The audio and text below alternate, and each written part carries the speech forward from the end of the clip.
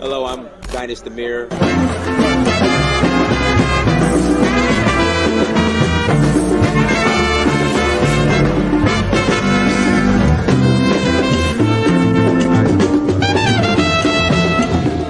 So I reached out to another friend of mine. I said, look, I need to go on vacation somewhere. Where should I go? He said, go to Africa. And not only am I going to go, I'm going to explore a new country. So I went to Tanzania, South Africa, Namibia, Mali, Senegal, Morocco, Liberia, Namibia, Kenya, the Voodoo Festival in Ouida, Gambia, Togo, Cote d'Ivoire.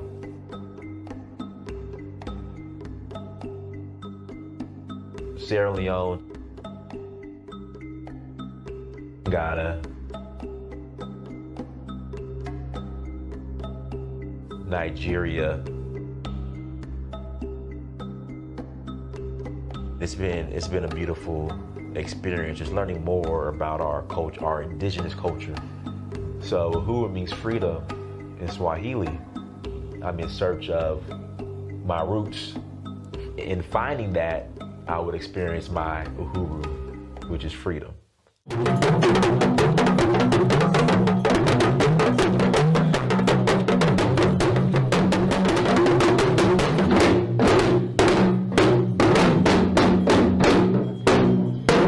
Till next time, Dynast Amir, I'm out.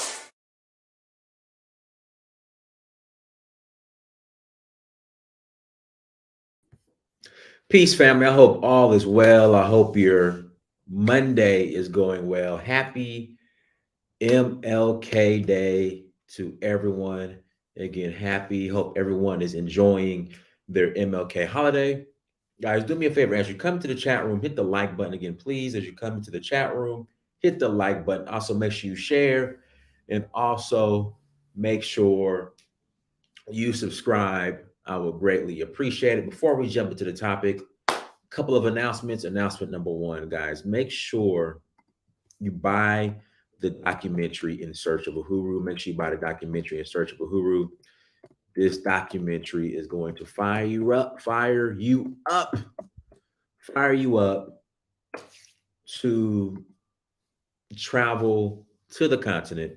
And like I said before, this is by far the number one documentary when it comes to Africa in the last decade. Okay. In the last decade, this documentary right here. So please go to searchforuhuru.com. Please go to searchforuhuru.com and buy the documentary. Again, please go to searchforuhuru.com and buy the documentary. Also, tours. I got the caps lock on. Let's get rid of that. We are rolling to Sierra Leone, Senegal, Nigeria, and Zanzibar. No, let me do this again. We are rolling to Nigeria, Sierra Leone, and Zanzibar this year. Those are the destinations we will love for you guys to join us. So please go to donfo.africa, go to donfo.africa, click on travel, and then click on the destinations. Again, click on the destinations. Senegal, May 21st to the 30th for the Jazz Festival. We will love to have you all. We will love to have you all come and join us in Senegal for the Jazz Festival.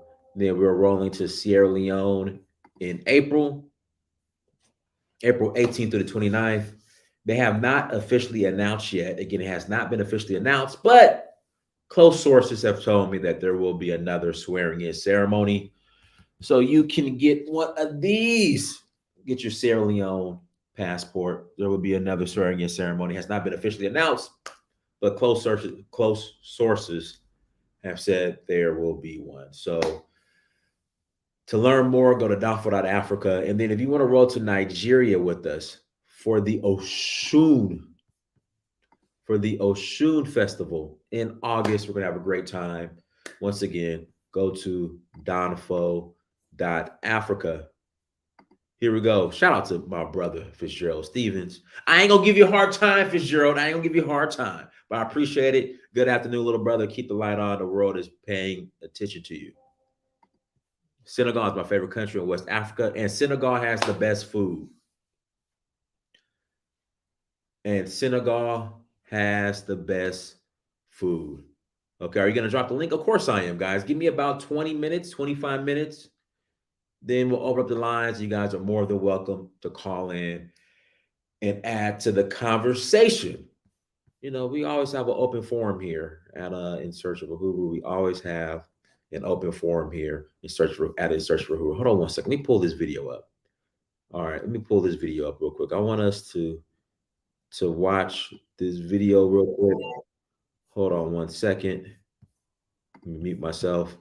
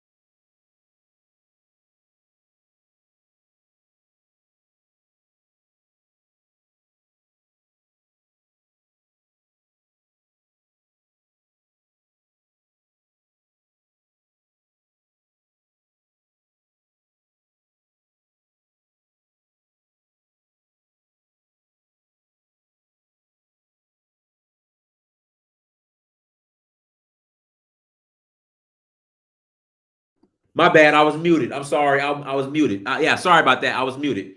Sorry about that. I'm sorry. Okay, so whenever I bring up Africa as far as being a second option, okay, an option outside of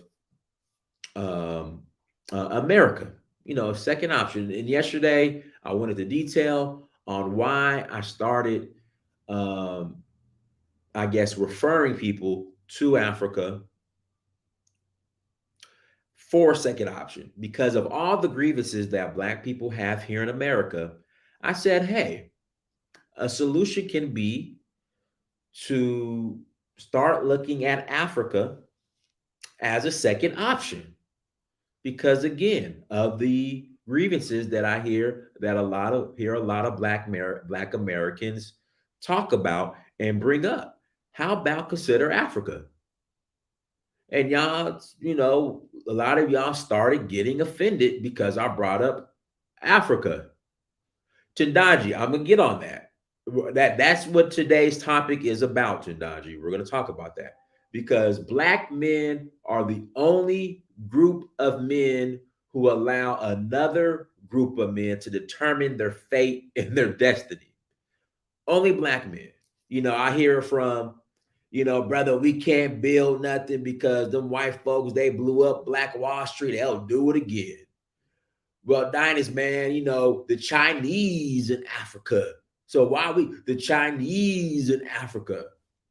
You know, I only hear this stuff from other Black men who allow another group of men to determine their fate and the direction they want to go in. Me personally, I don't care. I'm not allowing another group of men to determine what I want to do as far as my plans.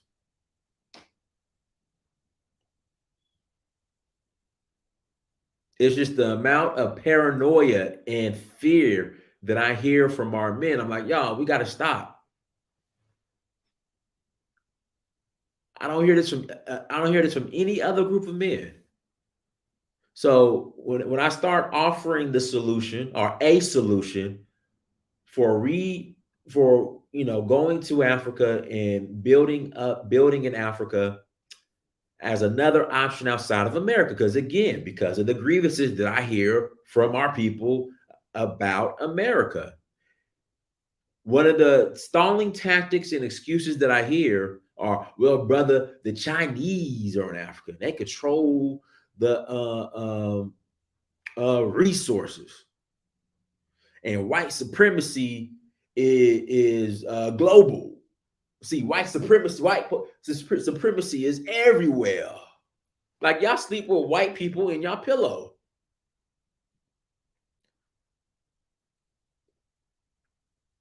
You know, brother, see, white supremacy is everywhere. It's everywhere. So why would we want to go to Africa? Because white supremacy is over there.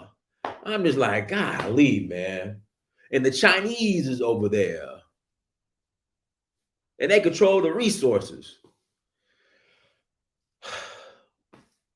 So again, I only hear this from Black men as a collective. I only hear this from Black men. This right here. No other group of men says stuff like this. See, white supremacy is everywhere. It's everywhere. It's global. White supremacy is global. It's everywhere.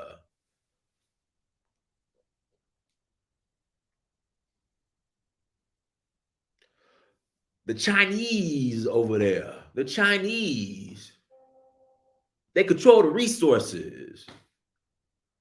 Okay. So African countries have business dealings with the Chinese. And what's your point? So that's going to stop you. The way some of y'all are, you might as well not even get out of bed. You might as well just stay in your room and lock yourself in your room. The way some of you guys just carry on with the paranoia.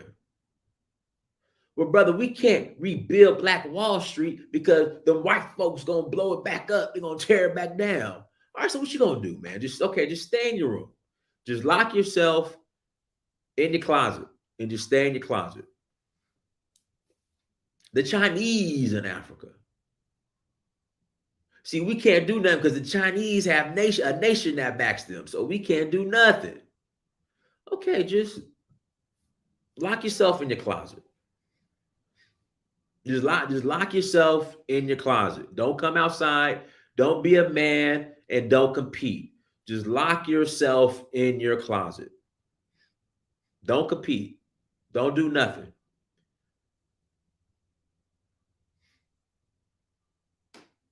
I don't get it. How another group of men determine your future, how you allow another group of men to determine your future and your destiny. I don't get it. But let's watch this video.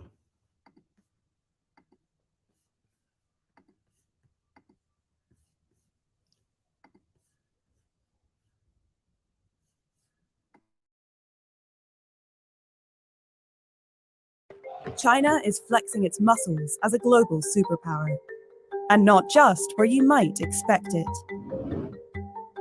It's been spending billions of dollars transforming the infrastructure of an entire continent, building ever closer bonds. Everybody in the equation wins. Zambia wins, China wins. China has even placed its only overseas military base in Africa. That gain in influence has alarmed China's rivals.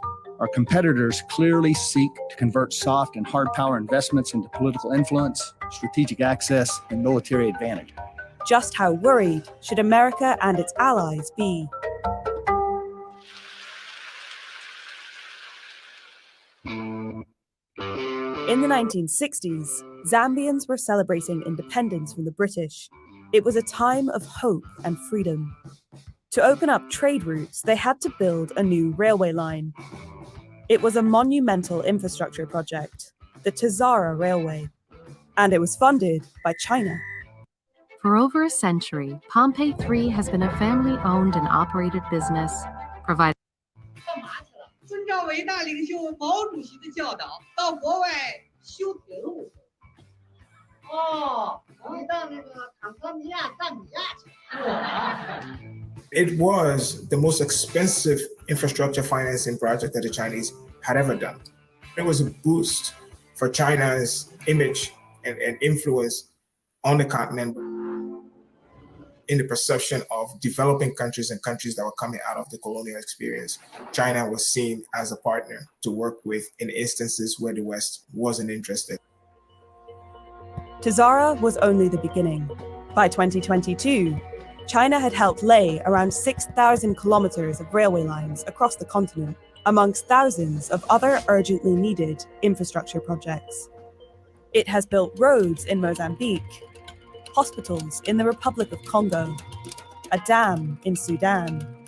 Since 2007, China has financed more African infrastructure than the next 8 overseas lenders combined.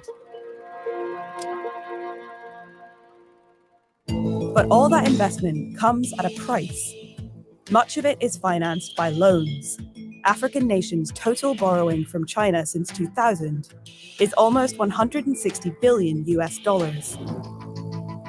Angola, Ethiopia, Nigeria, Zambia, and Kenya account for half of that borrowing, though all but a few countries owe something to China, and much of it to state-owned Chinese banks. And there's more than one way to call in a debt. Africa is a voting bloc of over 50 countries of the United Nations. That is a significant bloc, and the Chinese have exploited this. They've used this to their advantage as best as possible. In recent years, African nations have regularly backed China en masse. In 2020, 53 countries issued a statement supporting China's crackdown in Hong Kong. Almost half of them were African. Some believe this diplomatic support is driven by the debt these countries owe China and the supposed control this gives it. They have lured African countries into what we call debt trap diplomacy. China has extended leases on critical infrastructure like ports and airports. You have to imagine that if you were a Chinese rival and China was going around the world and getting significant boost to its influence by providing infrastructure, this narrative that China was actually trying to entrap its partners was a very, very attractive one. It's a view fueled not by... Well, I do know that China has done more for Africa than the West. I mean, that's just a fact.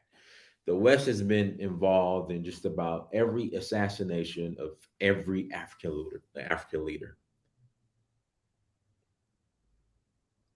The West has done more to destabilize Africa. America has played a role in that than China. But anyways, guys, I just wanted to watch a clip from that. We're gonna take a commercial break first. We're gonna take a commercial break, and I will open up the lines. I'm gonna put the link in the chat room, and you guys will call in and add to the conversation. Again, you guys can call in and add to the conversation. We are going to take a quick commercial break. We got a word from our sponsors, and we will be back, family. We will be back. At the Okoli Law Group, we specialize in producing justice. If you or a loved one in the Atlanta metro area is facing serious criminal charges, then you need serious legal representation. The Okoli Law Group is here for you. The Okoli Law Group is here for us. The Okoli Law Group. Serious legal representation. Hi guys, I'm Jay Dior, intuitive reader and spiritual advisor. If you are someone who has been looking for more clarity or guidance on some of the issues that you have been experiencing in your life, then you can head to my website, boujievoodoo.com, where you can check out my reviews, or you can go ahead and book a session now. Also, check out my boutique, J. Dior Beauty, where I sell everything from luxury virgin hair and wigs to high-quality sport bikinis and swimwear. There is free shipping on all orders over $100, or you can use promo code. Hey you guys, it is your girl Alexis Fowler coming to you with a special sale of 40% off all of my services when you use promo code VIP40 at alexisfowler.com. As a brand designer and consultant, I provide services like digital art,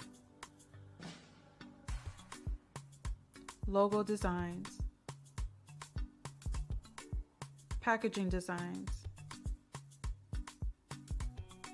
web designs,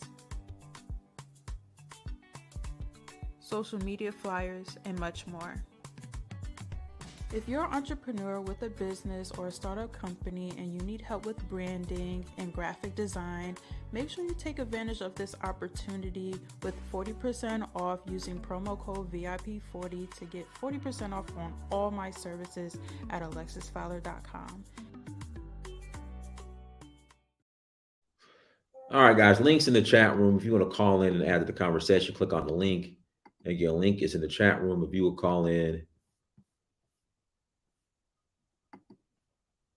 and add to the conversation, click on the link. To Nigel, go ahead. Yeah, thank you for having me. I think what is sad about what you just showed was how little Africans seem to be building their own things. I don't understand why our men are not doing that. I guess maybe that's why they are intimidated when other people go on the continent, because we are not building. It just tells you that we should have been focused on technology and especially construction of large projects. If just one government in Africa just said, you know what, I'll take 10 years to produce viable companies that can build stuff in Africa, we wouldn't be here. Just 10 years. And we've been there for almost 70, this is 70 years now since independence. Oh, it's even more than 70 years, just going to 70 years. They've not done anything. They still allow for, it's always foreigners, Chinese, everybody else come and build our road. Like in the River State in Nigeria, Julius Berger is building stuff. Julius Berger is not a Nigerian company. He's basically building your entire Nigerian this state. I thought Julius Berger was now like somewhat owned by Nigerians or like Nigerians. Oh, no. It's not Nigerian owned. It's still foreign owned. But that's the problem with everything that we do. We just seem to be using foreigners to build everything. Our train line is the same thing. You can say whatever I like about the Chinese. At least they are not just coming to assassinate our leaders and do all kinds of nasty stuff. They just focus on making profit. And I don't understand. Personally, I would rather have debt diplomacy than assassination and instability and preventing you from growing. The Chinese are not looking to prevent Africans from developing. They are just after making money at the same time, preventing us from voting against them at the UN, at least at this current stage. That's what they are doing. So compare that to a nation that even when they give you charity, they are making profit of the charity that they give you. Come on, man. It's not even the same at all. And I don't know why they keep pointing fingers at the Chinese. Oh, to be fair, I do. The West, that's how they compete. They play dirty. It doesn't matter. If the Chinese are doing something that they don't like, they will look for a way to, blacken their name and make it look like they're just evil. I've been in Nigeria. I know that the Chinese will operate in Nigeria in so many places, but you rarely see them. You rarely see them imposing themselves in any way. Even in Europe, where they are working in Europe. Even in America, they are working in America today. You don't see when they finish working, they go. There's one other country in Africa that's a good example of what the Chinese do. I think that was Angola. There was the time they came there. A lot of Chinese people came and they built. They even brought their own workers from this in China, which the Angolans really frowned upon. That was about almost 2 decades now. They frowned upon it, and they were thinking that the Chinese were not going to leave. When they finished building everything, they packed up all of them, thousands of Chinese, almost 50,000 or more. They all left. So if these were Europeans, God help us, they will find a way to put a military base next to that place, put another thing next to it. They would not leave. They will just clamp down and just hold on to that territory. Before you know it, they start creating a separate nation. Let me pass it to I'm gonna pass it to Go Black since he's calling from out of the country. Go ahead, Go Black. All right. What's up, y'all? Can y'all hear me? Hear you loud and clear. Go ahead. Yeah, man. To your topic, man. I know, man. A lot of brothers, just using the excuse of the white man or why they can't achieve. It's just, is only a cop out because of the fact that, a lack of confidence, a lack of esteem, a lack of know-how. I just put out a video, brother, today, and it's about a sister, and she focused on the white people that were there in Tanzania at this cookout, and she made the reply that, what are the white people there for? All the white people are taking up the space. And I replied to her and said, if more black people came, there wouldn't be space for them to take. So, you know, we have this idea that everybody's coming to take the hugest continent, Africa, and yet it's just all an excuse. Those people who complain, they will sit over in these Western worlds. They're not coming to Africa. They're not doing nothing in Africa. They will continue to complain, but they are supporting the very country they claim that is against them. America, Canada, UK, Europe, and they are taking their money, building these countries. And yet, when you make mention like you do, Dynas, about go visit Africa, go check out Africa, there's opportunities there. The first thing brothers and sisters want to claim is that China man's taking over. Lebanese, the Indians, they're all there. Have you been? Have you been to? I've been to 26 countries I've been to. 2 more I'm gonna knock out here at the end of the month. And I'm telling you, these little videos that come out, just like the one you showed, shows that yes, there's a present, but to the degree that it makes it out to be, you don't see these jokers around. You rarely see them around. And those who complain, we're going to sit back and they'll never do nothing. My thing is take your stake, get what's yours in Africa, in any other country, South America, Costa Rica, Mexico, diversify and you know, be a power hitter internationally. That's what China's doing, Indians doing. They are diversifying, going around the globe, and at least, you know, trying to do business in these places. Because if you depend on yourself, you know, your country will collapse. And this is the problem that Africa has realized they have been in. They're spreading their wings. Start building individual companies. We know there are many African American companies out there that are into construction. Start thinking strategically. If you are only specialized in building houses, we know there are, you know, African companies that build houses. Shift position to go into like rail building, other things that you know is going to be useful on the continent. And the same thing for continental Africans too. If you are used to building just houses, try to learn how to build this in rail tracks and this is building rail cars. Those type of things is the kind of stuff that can give you control over this construction on the continent itself. I know that Nigeria is trying it. Tonight, let me pass it to Lumumba speaks. Lumumba speaks. Go ahead. Okay. Appreciation. So a couple issues, right? So Dynas, you opened up and you were talking about why are black men intimidated by what other groups of men are doing in Africa? And you mentioned that there are many individuals who make the claim that racism, I would argue anti-black racism is global, it's omnipresent in nature. And this is true, but that should not inhibit someone from what we would like to say, putting in work, right? We know that when we look at the great line of divine that is, of course, black radical thought, when we talk about we could talk about black man Marcus Garvey, Malcolm X, Bishop Henry McNeil Turner, so on and so forth. What we find is they had a belief in being victorious, going from being victims to victors, right? So those are individuals that I would argue are allowing anti-black racism live rent-free in their head, right?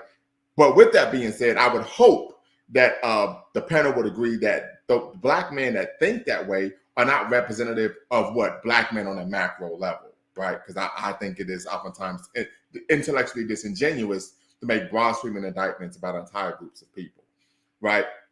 The second issue is I would have to second the statement that you made that the West has done more to destabilize, harm, and underdevelop Africa than any nation state or group of people in the world, right? China has, and I'm not caping for China, right? But I don't know if China involving themselves in coups regarding progressive leaders of African nation states, right? I'm not familiar with, China engaging in purposely destabilizing African nation states, right? So I would argue that this is really the clip you showed is representative of America understanding that they're losing their grip, right? They're losing their monopoly on African resources, right? And so they're trying to reassert, of course, their dominance. All right, let's Power you're in bed. Go ahead. Power, unmute yourself. Yeah, good evening, my brothers, and thank you ever so much for having me. Yeah, I just want to give my small contribution about the topic. In my opinion, I think you, especially the brother in America, shouldn't be intimidated by foreigners in Africa. You know, as a continent, I will tell you something. You are crucial for our freedom or development, because Africa, as it is today, is a creation of the Western imperialism. That's fact. So all those governments, they have no leverage at all. Even China, in case of Angola, I don't know if you remember, this was about 10 years ago, WikiLeaks, when it came out. And the conversation that American ambassador had with our political leadership, they were inquiring about what the Chinese were doing in Angola. So they have to account for everything, every contract that they signed with China. And America is not interested. This is my opinion. America is not interested really in developing Africa or something, or having a grip in Africa. They're just not all America, but the Western, most of the Western powers. They're just interested in the these days in the crucial minerals, this rare earth mineral right now at the moment. That's why they're interested. As for development, they leave all this to these no governmental agencies, the charities, some small private sector. That's why they're interested in that. That's it. But as for they trying to really develop Africa, no, they're not interested. It's not part of the global strategy. So for us, Africa, if you really want to do something about it, to be honest, we have to rely on the diaspora, because without the diaspora, we lost, we perish, we have no chance, no chance.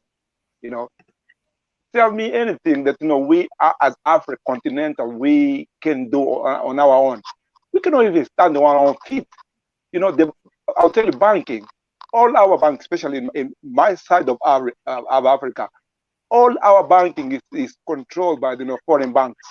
All of them, literally all of them. Like, look, we are in Angola. I'm from Angola. In 2012 or 13, we are under sanction at the moment, in direct sanction, because some of American government found out that some of the dollar they were issued for Angola ended up with this guy in Middle East, Taliban or ISIS or something, because these guys were dealing. We have a lot of Lebanese, those Arabs. So yeah, America imposed sanctions. So at the moment we don't have any really free banking, like transfer money in and out of Angola. There's like a really strict control. We don't have Western Union, all this money grant, nothing in Angola works at the moment, because we are under sanction. Now tell me, how can you develop in a situation like that if you cannot even control your banking? So this is one of the things that you, especially you in America, your brothers in America, if you are into banking, you should, you should at least consider that, is one of the areas that we really have no leverage in Africa. So because you in America, you have a little more freedom or leverage. If you could bring, banking in Africa, especially this the online banking or something, it will be like crucial for us. But then the question will be, do you think that the Western power will allow you to, really have a foothold in African market? That's a big question mark. Yeah, that's what I want to say for now. But yeah, I really appreciate the topic you always on your channel. And to Nadia, it's been a long time. Hold on one second. Yeah, a long time. Hold on, Tunaja. Mami, like, so people who have not called in before and I don't recognize your name, I'm gonna need you to turn on your camera in the back, in the queue in the back in the waiting room, because of what just happened. So I need to at least see your face Okay, all right, you can turn the camera back off. Go ahead, Ia. I'll let you on. I just got to know who you are. All right, Ia, mommy, go ahead. You got to mute yourself. Hello, everybody. Hey. Hello, everybody. Good afternoon. Good afternoon. I just want to say something about China investing in Africa. I live in United States here in Texas. What our Black people don't understand is we need to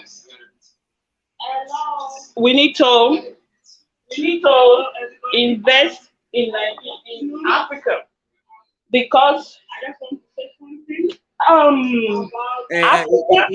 Ia, mommy, you got to turn off the back. Yeah, I think you have it playing. Okay, wait. What Michael B, I need you to show yourself before I let you on. Okay. What I'm saying is that in Africa, especially in Nigeria, I'm from Nigeria, I'm Yoruba, there is China working so much where my husband's from. I'm from Ogun State. I'm from Abeokuta, and my husband is from Osun State. So they have a lot of things that Nigeria in China are digging out in that place. Let me tell you one thing: you Black America and Africa in diaspora don't know that. God bless us, especially in Africa, that 100 generations of Black people cannot take it away. Because the more you take, the more resources is coming out. I can't start talking what kind of resources I have in Ogun State. In Osun State, China is there. I came in to Nigeria not too long. I see how they're digging everything out, working with the top people, working with those government people, working with those kings. People are complaining in the village, digging gold out of the ground. I can't say what part of Lagos State, Badagry side, in the back of the Badagry, the water drove divide Nigeria with Cameroon or Nigeria. People are digging everything out. And since they're digging it out, they're making money for themselves. And we are sitting down here talking about China going to Africa, taking over. This is my second time calling to your show, Dynast. I love watching it. If I miss it, if I'll be in my office, I'll continue watching it. I love the kind of program you should do to encourage people. We don't need to sit down talking about China taking over Africa. Because God bless Africa people. Where I come from, God, so many things that they have there that Nigerian government haven't figured out. They haven't know. And the one they put their eyes on is the gold and oil. So many things that is there that community know. They don't want to point out to the people. And we're saying, China, China. Why can't you take your destiny into your hand? Nobody wants to stay long in this country. I'm not praying that I came here to work. God bless me. I have all my things when I came to this country with my kid. There is a more opportunity in Africa. If you don't work, like we work here so hard. If you don't go to Africa, you don't want to work so hard, you cannot make it. In America here, it's not easy to make money. I work in the medical field. It's not easy. I work in a cancer hospital. It's not easy to work in America. That is how it's not easy to make money in Nigeria, too, in any part of Africa. If you think that you want to go to Africa, you want to make easy money, you are kidding yourself. You have to work hard, digging the thing together. Take your destiny into your hand. That is what I want to say. Thank you. Bye-bye. You're welcome. Hey, Michael B, if you want to come on, I need you to turn the camera first before I let you on. Michael B. Okay. Okay. All right, go ahead, Michael. Yeah, how you doing, Dynast? I'm doing good. Nice to talking to you, man. Long-time follower. I felt compelled to put an input on, this conversation. Every time you have as our brothers and sisters talking about the panel, I just wanted to remind one thing. I believe the guy Niger, he's probably a little older enough. Any African who was born in 1960, 70, all that year will tell you I disagree with a lot of people talking in the panel. After colonial, Dynast, if you would have came to Africa in the 1980s, 70, the colonial left the infrastructure in Africa. I'm from the Republic Democratic of Congo. I tell you from Congo. I will tell you from the Angola. I will tell you from Brazzaville. I'm telling you from Cote d'Ivoire. They left the infrastructure. The African themselves, the leader, destroyed the country. In the 1970s, a lot of Africans come to America or Europe will come like Kwame Nkrumah, study, and go back home. Decade after decade, they destroyed the Africa. That's where we are. I give you a perfect example where we are in the Congo. Recently, they elect a president called Tshisekedi. This guy, he lives all his life in Belgium, which you've been to Europe, right? Very similar to the United States. The diaspora are thinking, well, if this guy get into the power, he's going to try to fix the country like where he grew up. But that's not the case. The guy gets a power, keep going with corruption, buying Lamborghini, buying all this car without a road. There's no way to drive this car. Same thing they do in Nigeria. Same thing they do at too many places you go. Sometimes I know the white man has a lot to do with Africa. Let's agree upon a lot of the African problem lies to us right now. You guys talking about, oh yeah, African America don't want to go to Africa. They're afraid. They all do that. African go overseas. They do the same too.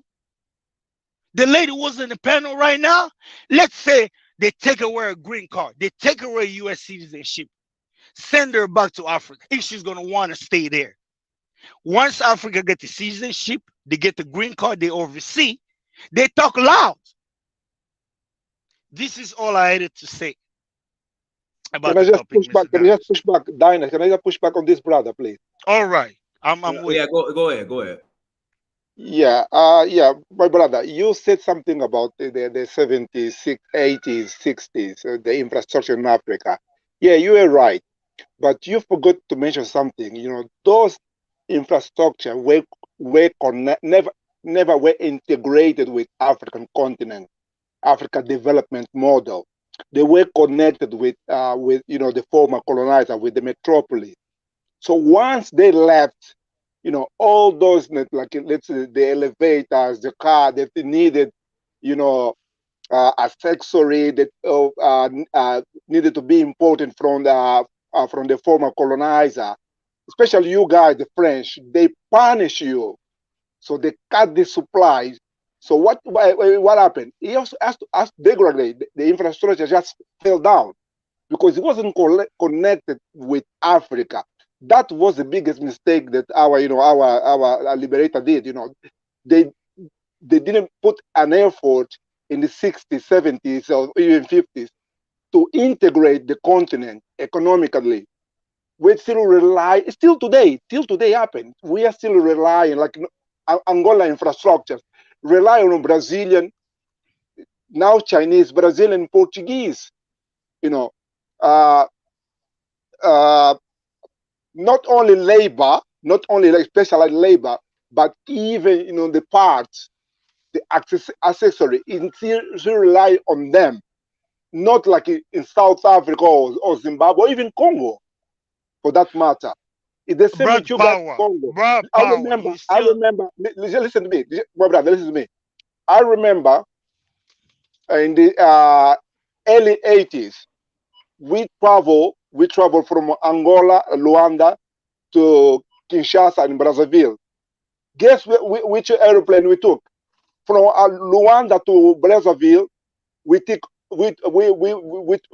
boarded on Aeroflat, Russian Soviet plane.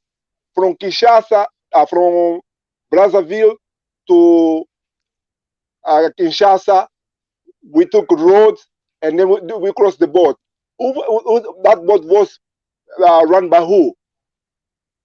It was an African. It were white people there. So you see, so you just don't blame our leader. Corruption, even though Africa corruption is linked with the West. Tell me. Brother, let me tell you, brother. Let me just add something to this, Bayombe. See, there are two things here from my point of view. It is true that the Europeans didn't exactly, when they peacefully resolved to leave, they didn't destroy any of the infrastructure that was there. And let's not make the mistake of thinking that that's the same infrastructure that is in Africa today. The infrastructure in Africa today is well exceeded what they left behind. So that is one. Nigeria's population then was around 45 million. Now we are over 200 million. That is another aspect of it. That the problem is the growth that is happening. We have been a kind of hoodwinked or a kind of hamstrung so that we cannot develop as much. That's why we have 4 refineries and none of them are functional. This is a technology that has been invented since 1901, but somehow our engineers cannot make refineries work somehow. So this is a miracle of Africa today. There are so many things. If they start telling you all this is going on in Africa, the reasons why it's not functioning, it's just going to blow your mind. And it's like we are operating at the bottom barrel, not even with one hand tied behind our back, with both hands tied behind our backs, and our legs change too. That tells you that something is not right, and you have to hold the leaders accountable in the end. Because who else are you going to hold accountable? Our men. European women, men, have they got 5 heads? They're just like our men. We are not doing the hard work. We always think that, all we have to do is unite and that's it, the problem goes away. No. It's going to take hard work, blood, sweat, and hard grafting and resilience to get out of this. If you think there is an easy route out of this problem we are in, then you are not ready to get out of the problem. And anybody that just creates our leaders for this, then go and put yourself forward. Put yourself forward for the hard work. And I like what that lady said. When you come down, be ready to do the hard work. This is not going to be easy at all, because we are somehow thinking that it's going to be easy. What I see going on is that somebody once said that if the people don't see the difficulty or the danger that they face to their face, they're not going to respond. And that is what these Africans are going through, because Europeans are far away from them. They don't see what the effect the Europeans are having on them. They don't see the danger. All they see of the danger is their leaders. And their leaders are not the solution. Because if you oppose your leaders, that's not going to solve the problem, because you're going to put another leader there that the Europeans are going to take over, and then you just still don't see the problem because you think your leader is the problem. We've changed leaders after leaders after leaders. The problem still remains the same until we all start understanding that our trouble is coming from outside, and this is where the diaspora comes in, because the diaspora, they are more racialized, they are more exposed, and they need to consciously start getting involved on the continent to start dealing with those things. I'm not talking only about the greater diaspora, the African diaspora too that left, because some of them too, they are just as ignorant. They need to start understanding that if they want to fix this problem, they too are very, very instrumental. When there's nothing worse than when you are the one that is needed, you don't even know it. I'll leave it at that. Hey, I agree. I agree with you. Hold on. Let's pass it to Philip real quick, and then we'll pass it back to you, Michael. Go ahead, Philip. Greetings, panel. To Nija, Pawa, Yunde, and Michael. Thank you for having me on. There were just a couple of things I wanted to drop and go about the conversation. One thing is, and man, yesterday, Dynas, I can't tell you how frustrated I was with Jonathan Miller, man. it just, we had the discussion. I hope if he's in the chat, please come back up.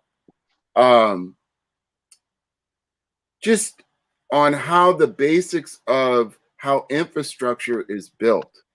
Okay. And one of the basic things that we got to get clear is major infrastructure, if it's not state supported, then it has to go through the LIBOR bond market to be able to get the loans, because you're talking about millions and billions and sometimes trillions of dollars to build these things. And one of the problems that Africa has, and specifically the bigger countries there, whether you're talking about Liberia or you're talking, I mean, not Liberia, Nigeria or South Africa, is the ability to go in the bond market and have foreign investors invest in their infrastructure and bonds. Why? Because their currencies are weak. And so when you have a weak currency, then it is extremely difficult to get somebody to invest. Why? Because if I invest in dollars or I invest in euros and let's say the payout is in Nigerian naira, the value of that naira when I borrow it may not be the same when you're paying it, because it's a very weak currency. It's not like the dollar. So one of the issues we've got to understand is unless you come in with state support, we are not going to have the same kind of build. And that's different than, say, the Black Americans that came in the 50s and 60s. They came in with the support of the State Department. What am I talking about? I'm talking about like Barack Obama Sr. when he came to the United States, or countless other Africans that came to the United States. They came in with money from Black Hollywood, specifically like Harry Belafonte and Sidney Poitier, Lena Horne. They, along with the State Department, started those programs for Africans to come to the United States. That's not going to happen now. That is not where we are. And arguably, we don't want that to happen. But when you are in that position, then that's different than the Chinese. That's different than the Indians. That's different than the Lebanese. They're coming in with state support, state programs. The government there helps them finance the projects that they negotiate with the state. That's different than you, me, Gas 'em Up, Brandon, go back to Africa, coming in and putting in a store. It's not the same thing. It's not the same economics.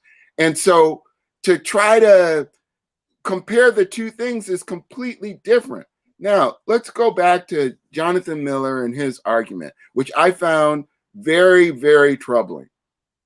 On the one hand, he's arguing, hey, we should be moving into the smaller areas where the local Africans are and helping build them up, not rich Africans. Okay, that's noble. But what money do you have to put behind that? Do you have the money to do it? There's a problem that both Black Americans or Black diaspora have and Africans have, which is we are not government.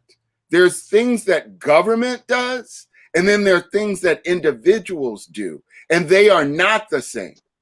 Even if you build 3 or 4 shops, that is not the same as putting in a highway. It's not even close. And the frustrating part is there are Black Americans that are doing stuff like this, but we're not dealing with that. We're complaining about the people doing little stuff. And Dynas, I sent this to you recently. I had dinner with a buddy of mine that helped work on the sewer system. You remember I sent it to you. We got together in Colombia. That he put in with other Black structural engineers in Ghana, part of the sewage system. That's real infrastructure. That's not something that I can do. That you need skills for that. But that is how highways and roads get built, by having your most trained, most skilled people come in and work with the various states to try to get these things done. And the idea that Europeans or others are going to invest in this is preposterous.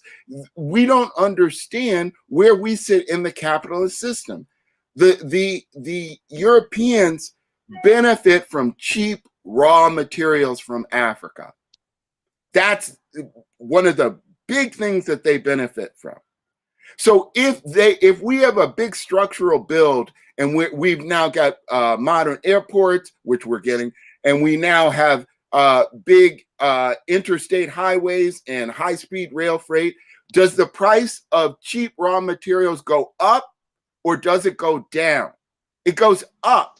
So then if you're a European benefiting from the raw material cheap build, are you going to help them make the price of the things you need more expensive?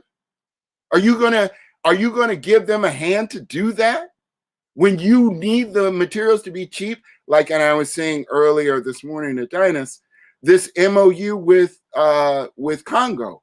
Do you think they want the price of cobalt to go up? Do you think that they want their negotiations to be more difficult because the diaspora is in there negotiating and saying, hey, you can't get this for pennies on the dollar, and we have Congolese in there mining with their bare hands? You think they want that to go up? I mean, just the insanity of it is maddening. But part of it is the idea of there are levels to this game, folks. And there are people who are doing it at the highest level and the middle level and what they call penny capitalism level. They're not the same thing. So on the thing, I came in late. Let's just deal with some of the basic stuff, right? There's a system of interbank loans that the United States essentially controls. It's called the SWIFT system.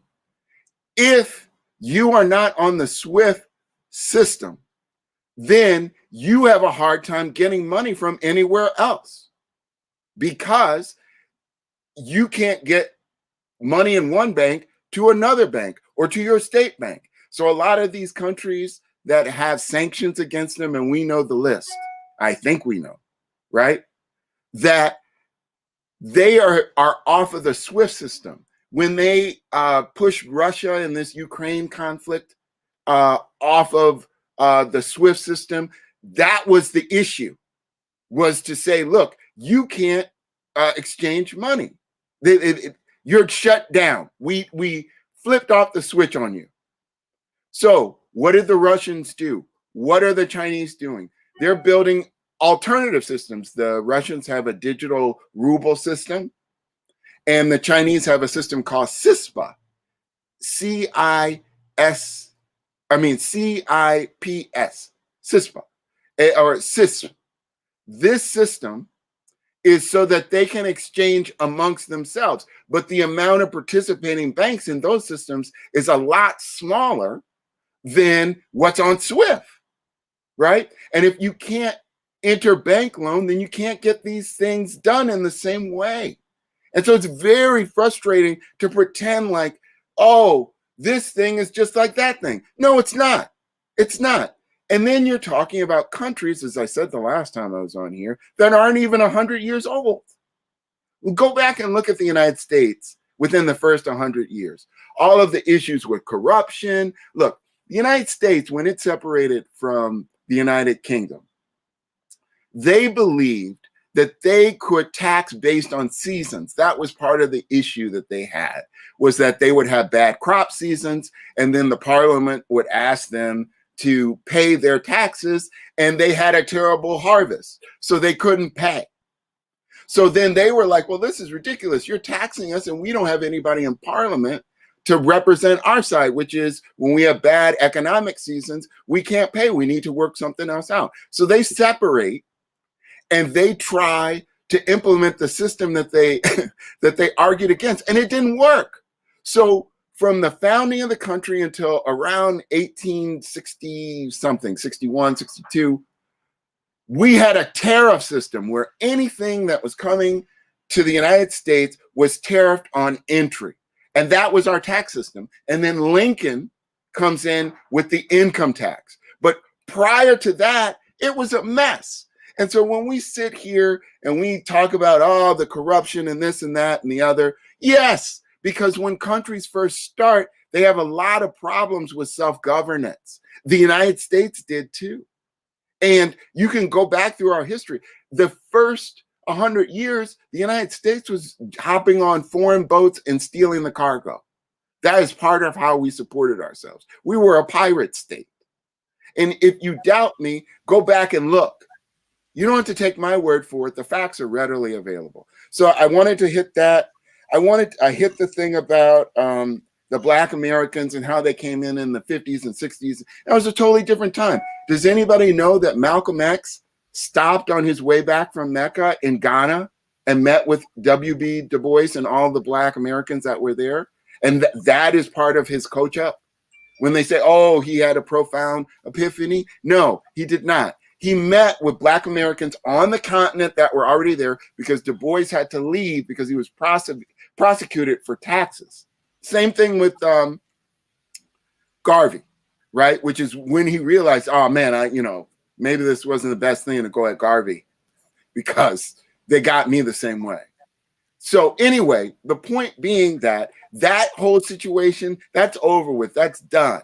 That's not going to happen the way that it happened in the past. Because what happened? The Africans started to demand their independence. They were working with the Black Americans, and it created problems both for the Europeans in Africa and for the diaspora here. Because at that time, Black Americans had control of markets. At that time, Black Americans were primarily the workers in farm labor. Are we the primary workers in farm labor anymore? So if Black Americans decided they didn't work anymore, we would disrupt the economy of the South. Black Americans at that time were domestic labor. I'm sure all of us have some family member that was involved with domestic labor. That's how we did this. So I wanted to go back to that. There was a couple other things I just wanted to hit. Abube has hit on this, and maybe it's time for him, if he has time, to come back and talk about. We're doing a show on Thursday. Perfect. To talk about regional currencies and hard currencies and, market economy stuff. So look, man, I could go back and there's other stuff I want to hit, but it's damn frustrating when, look, man, this is a hard bill. It's a monumental lift. It's a Hail Mary effort. We have passed up the first 3 quarters of the game. We're in the 4th quarter and we're up against the wall to try to win this game. And anybody that's saying any different is just not truthful. Look, it is not a solve for all Black Americans to try to go to Africa. It's not. They don't have the capacity to take you, the political aspects of it. They don't have it. But for those that can and are willing, there is a benefit in that because we don't have any supply chains. Any kind of stuff that comes into our community, we don't have the ability to retain it. Why don't we have the ability to retain it? Because Black Americans made some choices, and this is completely on us. We didn't support our Black banking system. We didn't demand anything of Barack Obama or any of the other presidents, but specifically him, to try to reform what's going on with Black banking. How many of us on this panel, how many of us in the chat actually had accounts in Black banks? It was not enough. So that's an issue. If you don't have the infrastructure within your neighborhood, then you can't build anything. And having Citibank or Wells Fargo, that ain't a Black bank. That's not, their interest is not necessarily your interest. Yes, they want to see you succeed, but not in the same way that a Black bank, meaning Black owned. Wells Fargo? Wells Fargo be robbing people blind, and black people still bank with them. Well, this is the thing, brother. And so, look, man, I don't think we should be excusing African countries because they are young, because there are a lot of young countries out there like Singapore, so many other countries that are young that are still doing okay. And since the 60s, a lot of countries got their independence and they bounced back very quickly. And we can't keep excusing our men say because they are young. They should do better than they are doing. It's just that simple. Well, I support that too, Nigel. I'm a Two Niger fan. I'm not saying we should just lay down and let people be corrupt, but we have to understand why they're corrupt. I think the African countries have corruption, but African people and even their governments are way more open to like new ideas, suggestions, things like that. What I think the bigger thing is just the stubbornness of Black Americans, because and not even the fact of someone being stubborn. Like when you talk about Jonathan Miller is fine. He's not that smart, and you can let him and you can leave him to his own devices and do what you have to do and get things done. The problem is people like that love to go try to tell other people what they can't do, what they should be doing. And we just have to learn to differentiate between people who are giving sound advice based on knowledge and experience and people who just aren't. Because any of us sitting on this panel who have intelligence, even gas them up. When Jonathan Miller says, "Don't do that, Brandon," I'm not saying that. I mean, even gas them. Listen, Brandon, real quick, let me just read the super chat real quick. Shout out to AO30s for the $50 holla. We're gonna round it up one penny. Now we are cooking with gas. Chief Phillip is definitely a black belt. All right, go ahead, Brandon. I'm not saying gas him up as if he doesn't have intelligence. I'm saying gas him up as we tend to disagree on a lot of things. But even he understands. Right. But even he understands at the basic level, we all understand if you go into the villages, pay villagers a shitload of money, $15 an hour or something like that. All you're going to do is cause hyperinflation. The price of goods is going to go up, and then that's going to make it harder for everybody else who doesn't have the $15 hour job, just like in America does the same thing. Everyone would acknowledge the fact that, hey, first you're going to have to build some type of infrastructure or framework for these people to tap into. Then you can start talking about these people getting higher wages and better pay and all that. Then you can infuse more money, liquid resources into the economy, because now there's an infrastructure for them to tap into that can where they can sustain, their lives or whatever, their ability to like buy things and acquire resources. It's like having a job. You say you want to get a new Mercedes. You can buy a new Mercedes pretty much without a job these days in America. But the problem is, if you don't got a job, where are you going to get the rest of the money for the car note? You can finance that thing all day, but can you afford to pay that car note month to month, the insurance and all that stuff? So we all understand that. I think the biggest thing is we're just allowing people who really have no understanding of what's going on to like kind of not only be in conversations, but kind of dominate the conversations and spar back and forth as if they have a good idea. And that's why I got to the point where when those other dudes was on here, I was like, yeah, okay, you could talk about what we need to do. Even the guy Connie and then the other dude who's a truck driver or whatever. Okay, anybody could jump on and say, we should do this. We need to do that. We should. And then you ask the question, what are you doing? Where's your proof of concept? And they have nothing, right? And I think that's just for 2023 and going forward.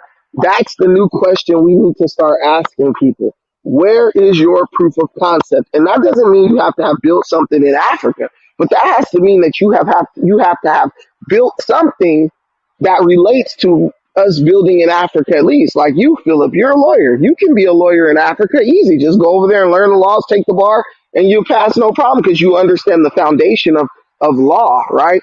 Gas them up, same thing. He can go teach in Nigeria because he's taught here and he understands he knows how to teach people, and he has his credentials, which for the most part will be recognized in Africa. At least if he's talking about teaching, I could be like, yo, that's what's up. Let's do it. If you're talking about legal things, yeah, that's what's up. Let's do it because you got the proof of concept, the framework. We got people who have zero experience in the fields that they're talking about, finance, architecture, construction, We got these people talking like they are an authority on these different situations. And me, I don't know about everything. I defer. You see, I don't talk about no legal stuff. I don't talk about nothing. Like I got a legal thing going on. I might talk to Phil or something, or talk to somebody. Do I try to argue with you back and forth, Phil, about the law, or do I listen to what you say, receive it, understanding that I don't know shit, and go on forward like that? We have a dialogue, and we're having a dialogue here. Yeah. You know, we're trying to have a dialogue, but we gotta be honest about the facts so that we can at least, you know, and I think that's where Jonathan was going, but some of the stuff it just wasn't based in experience of Phil, how this works.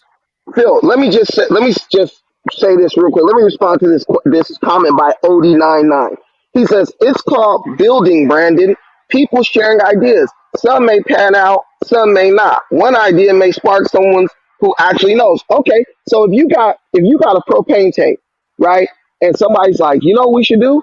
We should just turn that nozzle right there and strike a match, and the flow of the propane will carry the flame, and that will go into the meat and cook it, right? Someone might have that idea based on inexperience. Or like a better example would be like when people make barrel grills. They use one of those container barrels to make grills, right? There are people who have died because they'll try to use a welding tool. They'll try to weld and cut one of those barrels open without knowing what has been inside of it or what is inside of it. They'll pick it up and feel it, and it feels empty, and they'll just start cutting on it with a weld. They'll start welding to cut it open. People have died from that. But someone with experience knows you never use a barrel that's been used for something else to build a barrel grill because of the chance that there could have been something in there that could ignite upon being heated up, right? Now, there are people who have all types of stupid ideas. We've been around children our whole life, dangerous ideas. But there are people who have an authority and have knowledge of a situation to stop those people from killing themselves based on knowledge. Hey, bro, I know that makes sense. To you, it makes sense. And to 99% of people, this will make sense. But because I have a unique understanding of this situation, I know that if you put that torch to that barrel, there's a good chance that it will explode and kill you and everybody in this room. So this idea of, oh, there's good ideas, bad ideas. No, you don't just say, let's listen to bad ideas, because what happens is we don't have access to every single person who's going to listen to this channel. There are not everybody who's listening to this channel. We don't know them personally. So when you let somebody when you entertain bad ideas without shutting them down, you get more of the thing you hear about on the continent where people are like, oh, I went over there and they did this. They got over on me. I got scammed out of money. All this shit. See, people are taking this information. They value it. They look at this as a trusted source, and they're applying it to their experience. So when you let ignorant people get up with misinformation and you just even entertain it without just totally shutting it down, people say, well, maybe that will work. Then they go over there and get screwed over. Now we got more people, quote unquote, falling out of love with content. Let me pass it to John. Guys, do me a favor. Hit the like button. Hey, Dennis, I didn't get to go yet. I was quiet and I listened to everybody. I was here before Jonathan. Let Jonathan respond. I was here because I want to respond to him. I was here before him. It's fine. It's fine. Got them up should be able to respond because he was there first. Okay. All right. Thank you, Jonathan. I appreciate you being a gentleman. I just want to respond to the old. Hold on. Guys, do me a favor. Hit the like button again. Please hit that like button. All right, go ahead, gas him up. Yeah, so I just want to respond to the overall sentiments. I think Phil and 2 made some excellent points, and you know, we've said this 1,000 times. You know, entrepreneurship without state involvement is very, very difficult to achieve. You look at almost all of the economies that we're aspiring to, they had large state programs. The difference is that a lot of those state programs, there was corruption, but there were systems in place that mitigated the corruption or fine-tuned it. And I think you know, that's part of the problem with Africa, particularly like a case study with Nigeria. You look at when Nigeria started having problems. Nigeria started having issues during the IMF, you know, structural adjustment programs. Not that there wasn't mismanagement before that, but the structural adjustment programs really decimated the Nigerian middle class. Now, my response to what my brother Jonathan was saying yesterday, and a little bit of what Phil was saying, the people have said, well, Africa, and what does Africa owe, the African Americans, and falling out of love and these things. And I do argue all the time that Africa owes the debt to the people in the diaspora, not just the people in the diaspora on the in the Americas. You have, for example, the city people who are in Pakistan and in India. These are Africans who were taken and brought over to the Indian continent.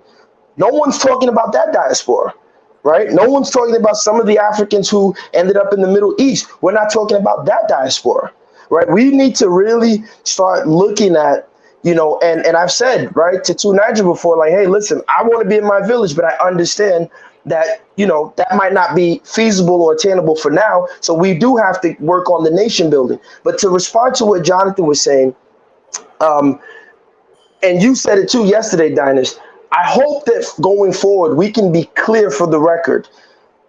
I don't like, and this is my personal opinion, you guys take it with a grain of salt.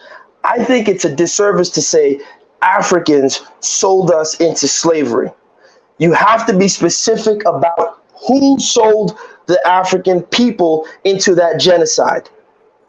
The people are there, the records are there. I can name the names. So let's start naming names. That would be the equivalent of me saying during the height of Freeway Ricky Ross, during the height of, the precursors to BMF were like Young Boys Incorporated in Detroit, that every African-American was a drug dealer. No, not every African-American was selling drugs at that time. You had some who were doing it.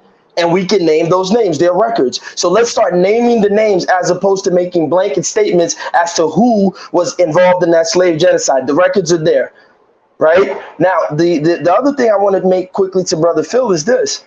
I agree, right, that there has to be some sort of diasporic engagement. The only problem is this. We're forgetting the history. Africa had Festac, which was the arts festival in 77. They had another arts festival in Kinshasa in 74. They had another festival in 66, I believe. Miriam Makeba went to all the African festivals where they were bringing in African Americans. So Africa has done that in terms of, now they may not have done it recently, but they have made efforts to extend hands and bring in particularly African American writers and African American artists to come back to Africa. Here's what happened that we don't talk about. This is the other side, and I'll stop with this sentence. AMSAC, you guys should Google it, right? AMSAC. They were funded by the CIA. African Americans were used as tools in the proxy war to recolonize Africa. They were all in Nkrumah's government. They were in many governments all throughout Africa. So I'm saying to say there has to be clearness on both sides. There has to be fiduciary responsibilities on both sides. The Africans have to make sure they are acting as stewards and great ambassadors, right? Stewards of responsibility. And the same has to go for African Americans. If you are tied to the state in any capacity where your allegiance may undermine an African state, maybe you shouldn't go to Africa. And that needs to be addressed on both sides. So that way nobody is, being fearful and distrustful, because ever since the 1400s, when we started encountering the Portuguese with so-called Prince Henry, the Africans, we have not communicated with ourselves. The Moors did not communicate with us to say, hey, listen, these people are coming up with something different. They have world domination on their mind. They did not communicate that back to us. And we've been under their thumb ever since. That's what I wanted to put out there.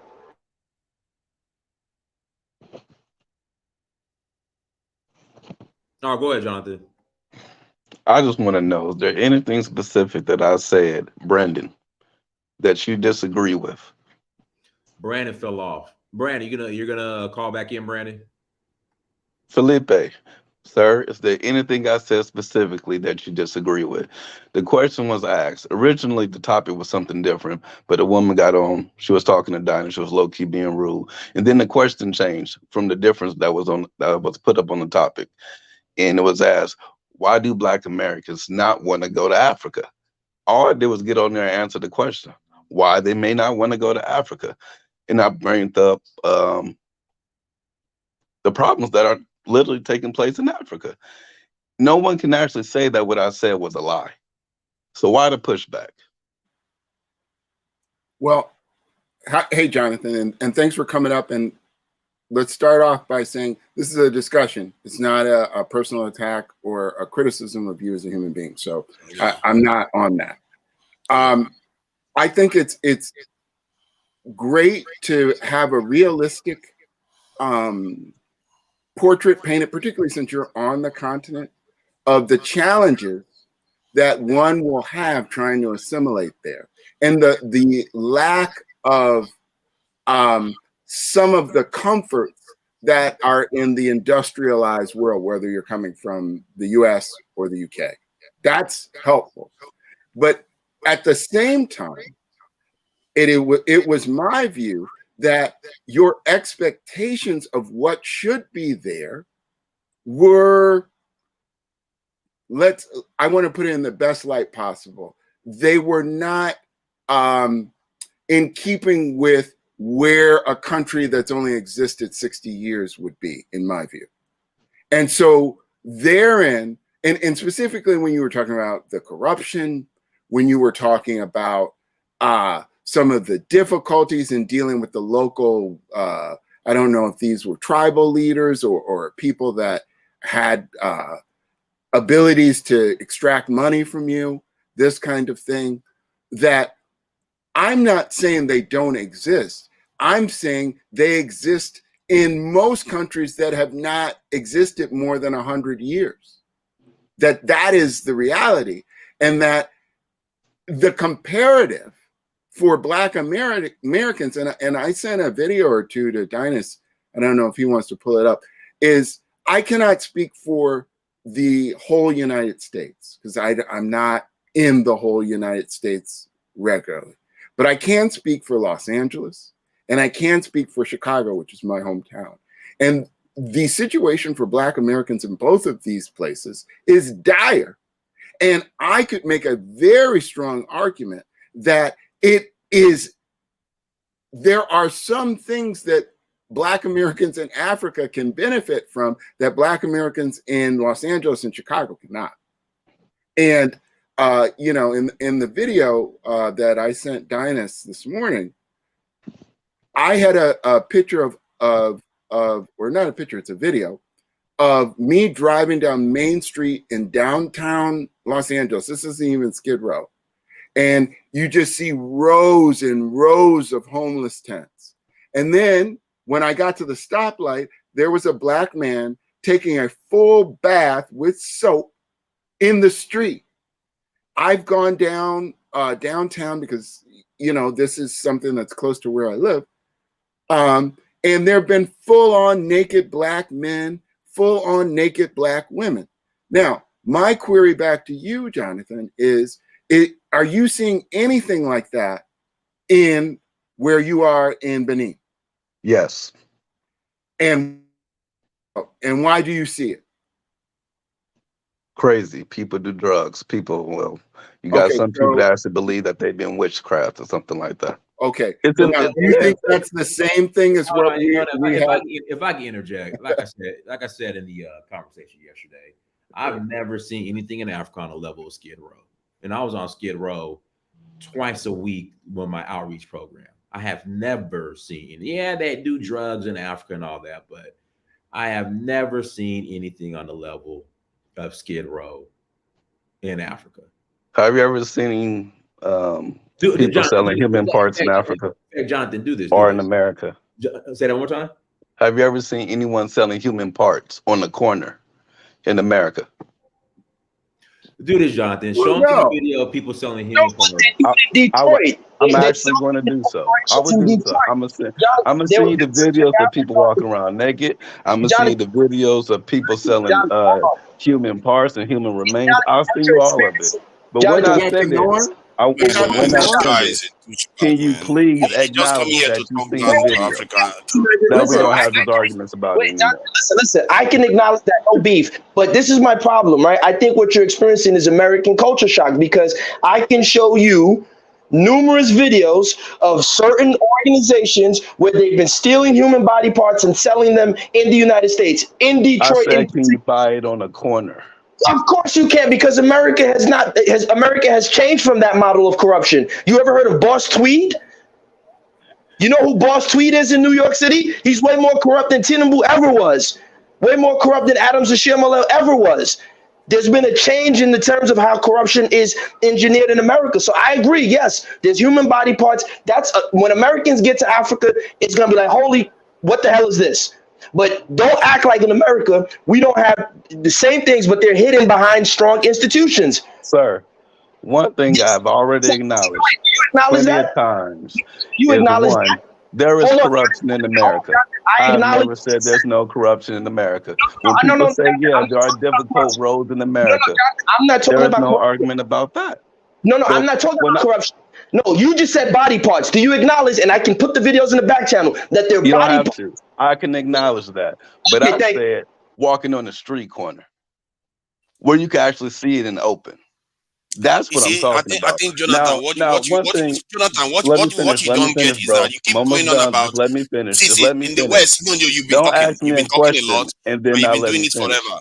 Let me In the finish. West, Let me what finish. is done in the West is Let that me because finish. their systems are But sanitized, and you are here being Go an ahead. advertisement for them, because their systems are sanitized, you just come and say, you know what, oh, because Africa is worse. Most of the things that happen in the West is actually quite more grievous. Just gun violence alone. About 45,000 people died in the US just from gun violence in, I think, in 2020. But in Africa, in Nigeria, I mean, with all the insurgency and everything, nothing close to that. But because their systems are sanitized, You when things wildin', like this bro. happen, everybody goes there and acts as if, and you are helping it too, because what you are doing here is to make it look like, oh, because ours is so, it's like the way they talk about our own traditional culture. So our own traditional beliefs are witchcraft and devilish, but the Western one is sanitized and nice. That's what you are doing. Because if you say, oh, somebody says, America had Jeffrey Dahmer, for crying out loud. What's wrong with you? Yeah. Yeah, they did. Stop Jeffrey going on as if Epstein. they're Forget What the the Jeffrey problem Epstein. that You I want to have talk about that? with people on this panel is that why are you getting mad if I spoke a fact? The weirdest thing No, about because you all just of come this up, is you that just make it sound wait a because minute, wait a that's not minute, even wait a relevant to the minute. discussion. You're It's not even adding for a relevant to the reason discussion. why African Americans may not want to come to Africa, It's and not I relevant. told you. To Why Niger, are you let me give mad an about it? answer. To Niger, let me give an answer. Jonathan, I've been Yes. watching you since how many days now? If you don't want Africa, you better get out from Africa. You be in Africa, especially in Nigeria. Exactly. If you don't want, get out from there. I work in America. I work in the state hospital. I see so many shit every damn day. Okay? If you don't want it, it's not by fault. Your wife can follow you. If I said the Please. question is why do some African Americans may not want to go to Africa? If I tell you why are you mad? You need to keep your mouth That shut. doesn't even make That is not sense. even a topic. Just shut up. You like talking about topics that's not even relevant. Y'all not, what y'all actually doing right now is the people that actually say that Africans are a certain way, you're proving them wrong. It doesn't make sense. I let you Niger to let me talk. Let me tell you, young guy, I'm a Nigerian woman. I'm a Yoruba to the core. Okay? If you don't want Africa, get out from there. You've been there since 2019 and you talking about Africa. You're talking down about my own country. If you don't want it, pack your load and get out from there. Your wife can follow you to anywhere. Okay? Okay? You say Nigerian flee out of the Africa. Let me tell you one thing. If you not put them for your hair, make you put them for your skull head. We Nigeria, we get swag and we they work hard very well. In this America, we they work like Jackie. None of your people they work like Jackie. Okay? Make you know if you don't know that meaning, make it go Jackie. Keep your freaking mouth shut. If you don't want to stay in Africa, pack your load and come back to your system down here. Okay? You have your paper, you are American citizen. You can't live in a country and you talk down on them. I know that Nigeria is not perfect. Your country that you left to go to Africa, is it perfect? Is it perfect? Tell me. Nigeria do the bribe, we bribe. Nigeria, we don't hide anything under carpet. We do our own swipe in the street, broad daylight. Why are you talking about my country so badly like that? Why are you talking? I mean, you one time you said they know they keep for America here. They know they sell woman parts. What do you want to talk? Have you went to something they He's a vote for? douchebag that just likes to What I don't like to troll understand on about Africans. any of the Just people like to troll from on Africans, like you're just Nigeria saying facts. getting on this If you panel want to start saying having all the the nerve things to they be say about triggered facts in because I America, said it's the the same thing. truth. What I No, want to you're not understand telling the was truth. And see, let me gas tell you them something. up, Just saying gas them something up, without just said thinking that doesn't nothing mean that you're I actually said was saying a it. lie. I can say If a you lot of ask truths the here. person, I can say a what lot I of truths don't about understand America is, here, and you're not going to like it. can I talk, please? If you ask a Not even person, being constructive. It's not why even do a you topic. not want to go to a particular place, and they tell you, why the hell you getting mad about it? You ask the person, you mad about it? If I ask a woman, why did you divorce your husband? Oh, that nigga ain't shit. I didn't want to be with him no more. Why would you divorce? I asked her why. She gave me the reason why. Why the hell Why you is this guy triggered? being given the headline all the time? This is not even a topic. Yeah, but It's here's not the even a thing. topic. Here's It the ain't thing. the So, topic, here's the but thing. I Listen, was given Jonathan. the opportunity to response to At the people. end of the day, Jonathan, here's the thing, right? No one's. I agree with what you're saying that, oh, that's a reason why people might not want to go to Africa. But as Philip is pointing out to you, right? I just saw a report about, for example, New York City. I don't know the West Coast. Was it 1 in 4 black men are unemployed, or something like 15% of the black guy? Just the high unemployment rate, right? And then you think about something like Skid Row. Dynasty saying I've never been over there, but Dynasty saying he's never seen anything like it, where people It's are very taking bad on showers. Skid Row. So yeah, I've never been. I don't know. You guys are from the West But Coast, right? But I'm what I'm saying sorry, is that when you're Jonathan, asking people, wait, when I'm you trying ask, to respond. Jonathan, let me make something wait, nah, clear. hold on, let me finish. You're cutting If me I off. ask Wait, a Jonathan, person from the Jonathan, United Kingdom, that's not, no, why Jonathan, don't cool you down. want to go to Africa? Jonathan, you And gotta they cool said, down. well, in Let the me United Kingdom, we have a Jonathan, welfare Jonathan, system, no one's we have a debating good you. transport Jonathan, system, listen, education I'm is free, not debating you, healthcare is free. Jonathan. Would you Why? get mad at Listen, that person hold for on, saying that? Jonathan. No one's mad. I'm not mad at you. You got to slow down and relax. Like, you think I'm not coming at you. I'm trying to point out to you to say you answered the question. So anybody upset with you that you pointed out certain issues is making no sense. But what I'm also telling you is that there is two sides to it. We can't just sit down there and point to one side. But you did answer the question. So moving on, I'm just saying, also tell the people, because Philip is saying in his vicinity, what he's seeing, what other people are seeing in America, as Dinah said yesterday, when African Americans are complaining, he's saying, hey, there might be an alternative, come to Africa, and that should be an alternative. That's all they're saying. I think that's the pushback. No one's saying that you're wrong for saying that that doesn't happen. But everything you can say that happens in Nigeria, I can give you an exact corollary of what's happening in America. Whether it's Yes, human you can. trafficking, I can give you Yes, you missing can. children. I can give you all kind of crazy stuff that's But happening in sir, the United in States. America, did you get charged extra when you went to go get your driver's license? Oh my Because it God, this happens guy in is stupid. Nigeria. My God. No, Stop of talking. course not. Stop being Man, this triggered. guy Let is the full of man shit. answer the This question. guy is Wait, You this is a okay? great question. this You is low okay? Tunaja, level Calm down. discussion here. Calm Tunaja, down. listen, Let the man answer the question. listen, it's a great question, and the answer is obviously no. Here's what I'm trying to tell you, right? Again, no one is saying that they're happy about forced gratuity in Africa. No one wants forced gratuity or excessive tips. No one is saying that. Now, if you study the history of Africa, the idea of the dash has been something ever since we've encountered those Portuguese on the Atlantic Ocean. This idea of dash me. You guys can go research it, DASH, and type in West Africa PDF, and you'll see, whether it's from Ghana, whether it's Nigeria, these people developed this idea of giving them an extra sweetener to make a deal happen, right? The idea of the dash. So you can go and check it out. So Sir, obviously in I don't America, disagree with none of that. so But what what I'm I'm saying saying is, is, I'm if trying to we're going to talk why man, African Americans Can I respond shouldn't and then come, don't listen, want to can I come, respond? Jonathan, you should not Can I get respond? mad. Okay. no One one's, mic. One mic. Let's go ahead, Philip. Go ahead, Philip. Jonathan, we had Yes, the sir. same type of corruption in the United States in the first 100 years.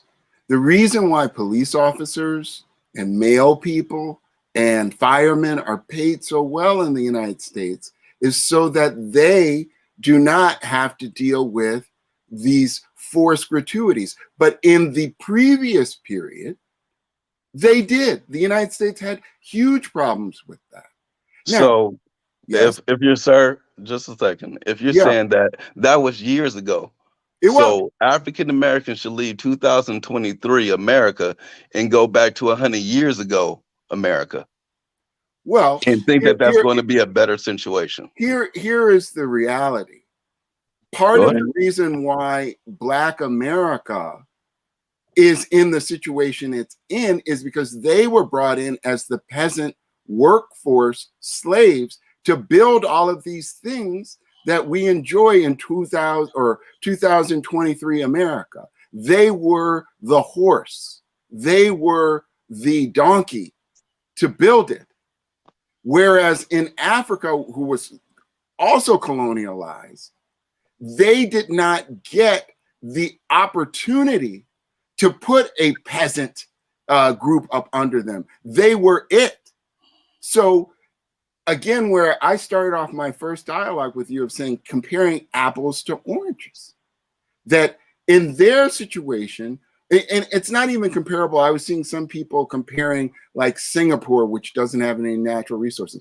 In Asia, the Europeans went in there and invested in those places to create markets. That's not what they did in Africa. It's just not. So I'm saying to you, I understand. Look, number one, most Black Americans do not have the wealth to leave. So why don't we establish that as a truth? That's a fact. Whether they wanted to or not, they don't have the wealth to leave. They're not in a position health-wise. And I agree with that. We have to be honest about that. We also have to be honest on the reality of where many of these countries are. And salute to you that you're there on the ground living that life. I salute to you for doing that. I have lived outside the country. I think everybody on this panel has. It's not an easy thing to do. It's extremely difficult depending on where you are. So salute to you for that. That being said, when you frame the argument to Black Americans, because Black Americans are listening to this, and you start talking about all the worst of Africa, then it paints a picture, because in many cases, they don't know what you know. So your words have a lot of weight. And if you frame it unfairly, then number one, you offend the people that are there. But number two, you paint a picture for Black Americans that's also sir, I'm offending people that aren't here. Those people are in America and Canada and elsewhere. But they're nationals of that. White supremacists paint I'm sorry, but at the same time, it don't matter you're national. The fact is, you're giving all of them people in Nigeria aren't offended by this because they see it every damn day. It's the people that don't live here that appear to be offended. Now, I would do you guys some justice, my dear Nigerian sisters and brothers on the channel. How about the next time you guys go public or go live again, Diners, I let Nigerians come on here and talk about the shit, and then you can argue with the Nigerians here.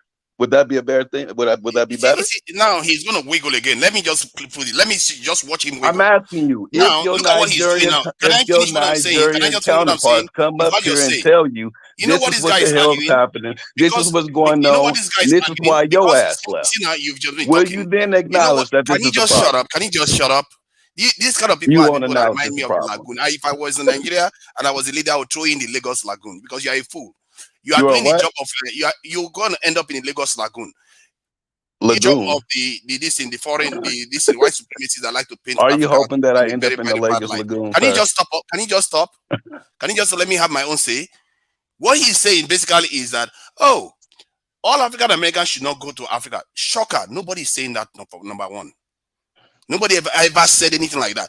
Secondly, he's saying that the ones that want to go just because maybe it's going to be hard. That's the reason why you should not go. But instead of you to say, do your research, that's what everybody encourages. Brandon does the same thing. He would say, if you want to go to Africa, do your research, do everything you need to do, find out everything you need to find out.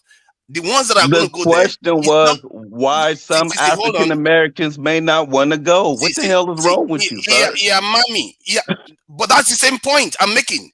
It's not the same point. You have to if be I aware ask of the you, negative. sir, why Can I did you finish? leave Nigeria? And you tell me why you left Nigeria. Should I then say you should not leave Nigeria like that? Why did you leave Nigeria? Can you just shut up? Can you just shut up? This guy, you spawn conversations. Let me deconstruct what you are saying here. Let me just deconstruct what you are saying. You're basically saying that because something is hard, and you want to tell people that it is hard, If you want to tell them that people are a little bit corrupt in Africa, you can tell them that. Don't say But it's a little. you know what you do? You know what you do? You say, oh, compared to the West, things are so bad in Africa, don't even consider going to Africa. And you also paint the picture that as if they are asking for everybody to go to Africa. Finally, the point I'm going to make about this is that when you said something about them going backwards from America to Africa to being going backwards, because the reason why they have to go backwards, because the work has never been done. That is why we are in this mess in the first place. How do you think you think you're going to creep your way out of this? Sir, can you do me a Russia, favor? take over Russia. You have Can to you just build your come own back to Africa and help from the build base. instead of living comfortably in America, complaining about I something don't that's know how happening? you exist. I hope the land swallows you there. For the job you You are hope doing, the land the job swallows. you are doing, I hope the land swallows you. What you are doing is Can I put a awful. What point you are in doing, here? you're not even being constructive about it at all. Wait, can I put a point in here and then we'll come back? And Pan-African Capitalist has been waiting. Look, Jonathan, I know you understand this. These people are economic refugees. Because their currency is so weak, they go abroad to try to earn money in hard currency to send it back home. To be able to fix that, you need both. You cannot remain in Nigeria and fix that because of the stuff I started at in the beginning with the SWIFT system and the CISP and the Russian digital currency. We are a global economy. And it has been decided by the people who run the global economy that Africa is a source to be extracted. It is a source for cheap or free labor. It is a source for raw material that is paid at undervalue and undeveloped. If you remain there, you cannot fix it because you don't have the leverage to fix it. But do African Americans have the leverage to come over here and fix it? Let me tell you That's one what thing. I was saying. We have to work together. And this is the bigger point. Every other group that's in the United States works with their home country or their home continent. And I challenge you to find any other group besides Black Americans that does not work with their own continent. It's insane. So for the people that are here and have to remain here, okay, we all accept that. But in staying here, they're not building the infrastructure to keep the wealth that we have. And they're not going to be able to do it without some help from their African brothers. That is just a reality because the United States deals with nation states, not populations of people. Even the native people are in a nation, the Sioux Nation, the Cherokee Nation, the Potawatomi Nation. We don't have that. We don't have any of it. So the idea that we're going to be able to fix it on our own is just not real. And it's not real for the Africans either. We have to work together. And I think that everyone on this channel is doing that. But don't criticize somebody who decides, hey, I'm going to leave my country where I'm in a cage financially and try to get a harder currency to try to help. That's not running. That's saying, I need to do something to shake up the motion of how this is working. And don't shame somebody in the United States that says, hey, we need to do an end around to try to get some supply chains in here, because if the Americans decide, you know what, we're just going to let you have toxic water. We're going to just let you have chemicals blow over your neighborhood. We're going to put a refinery or a cannery in your neighborhood. You know what? We're just going to let the criminal element of your neighborhood run wild, and we'll come in and sweep it up later and gentrify it. That's not an answer. And neither is what's happening with the Africans. It's only together that maybe we can work some things out. Do you disagree with that? Hello, can I come in, please? First, let me answer this man's question. I don't disagree with anything you said. African Americans and Africans need to work together. I have never said none of that shit. I never said they didn't. I never said African Americans should have come to Nigeria or any part of Africa. Have anyone on this planet ever heard me say that? Lie if you want to. You might as well have. If Said you you are say, if operating like you those say, rappers wait, that all if you Africans say, look like savages. You are if you pretending as say if you are they not got doing that. Yes, you are human doing body that. parts on a corner, Hello, that's hello, not an Mad by heart. encouraging message hello, for hello, Black please. Americans to try. Hello, please, That's a please, problem.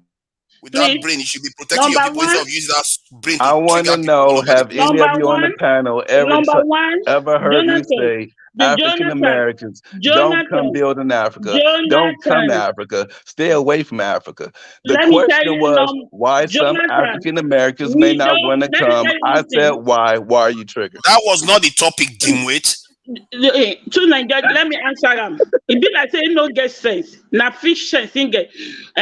We Nigeria, we smart more than you, and we get common sense more than you. You just they talk. You just they yarn for your mouth. You don't know what in they yarn. Okay?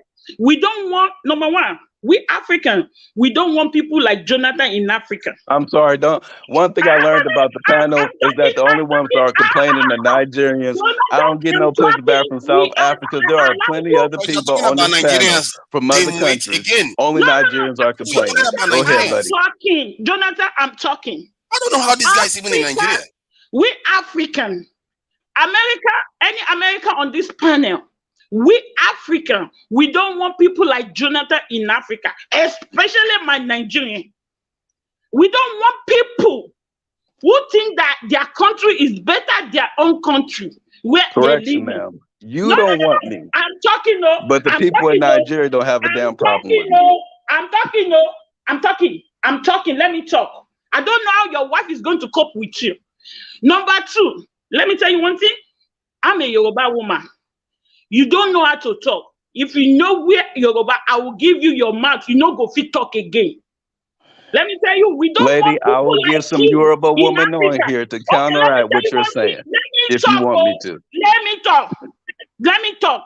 Number two, in America, if police give you ticket and you don't want to go to the court because of your busy schedule and you pay the money, is it not criminal? Is it not what they're calling it? In America, what they're calling it? If police give you ticket and you don't have time to show in court, they give you ticket, say you are speeding, and you say that you call, I don't have time to go to court, and they tell you can pay this money, and you pay the money. Is it not, what is that called? Is it not criminal? Is it not bribery? Is it not bribery? No, it's called you violate the damn law, so you should pay a speeding ticket. Okay.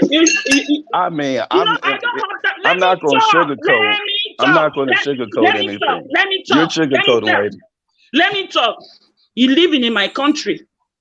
I don't think he's even in Nigeria. He just knows some You places in live in my Nigeria. country. This guy is not in Nigeria. My wife, our daughter. No, I We're don't connected to think all of the he's people Nigerian. around here. We have cultures don't. around us. You don't. They don't have no problem with me. tell Matter you, of fact, Jonathan. I'm going to bring on some of them on here I'm next talking. time. You will get counteracted. Jonathan, I'm talking. You don't. If you live in Nigeria and you say you live in Nigeria, you live a bit Benin City. Benin City is one of the Nigerian that will respect Benin City. Is one of the African that they have culture. They have culture and they respect people like Yoruba people. Let me tell you one thing. You can't talk to my people and you can disrespect my country and you say you want to go scot-free. I don't think you in Nigeria. Because Nigeria, they go train you. It be like say, your country not give you common sense. We go train you. If the people like you that is like Jonathan, if you are in this panel, please don't come to Nigeria. Let me just say something about the original topic. Let me say something about the original topic.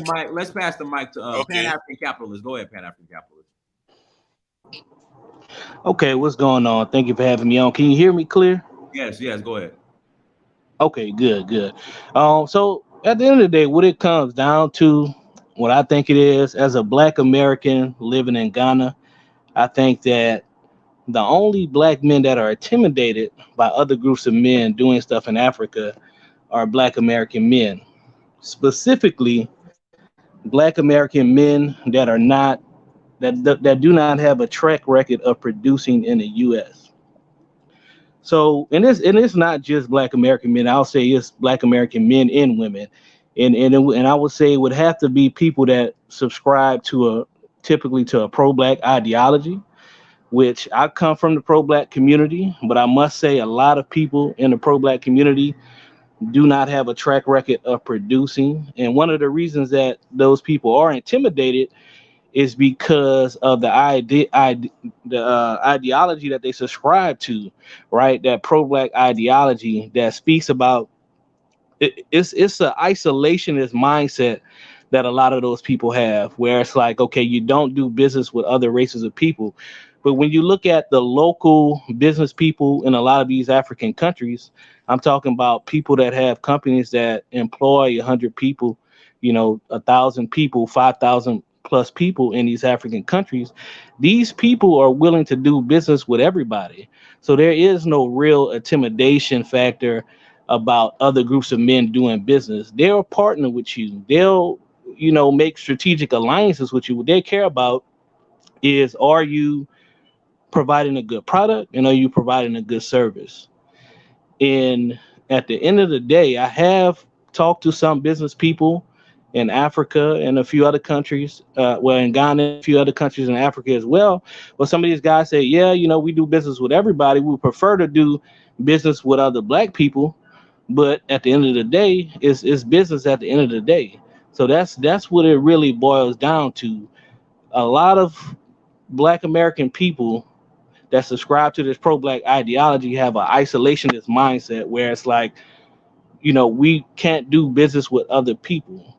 And we have to get out of that. We have to understand that we're in a global economy.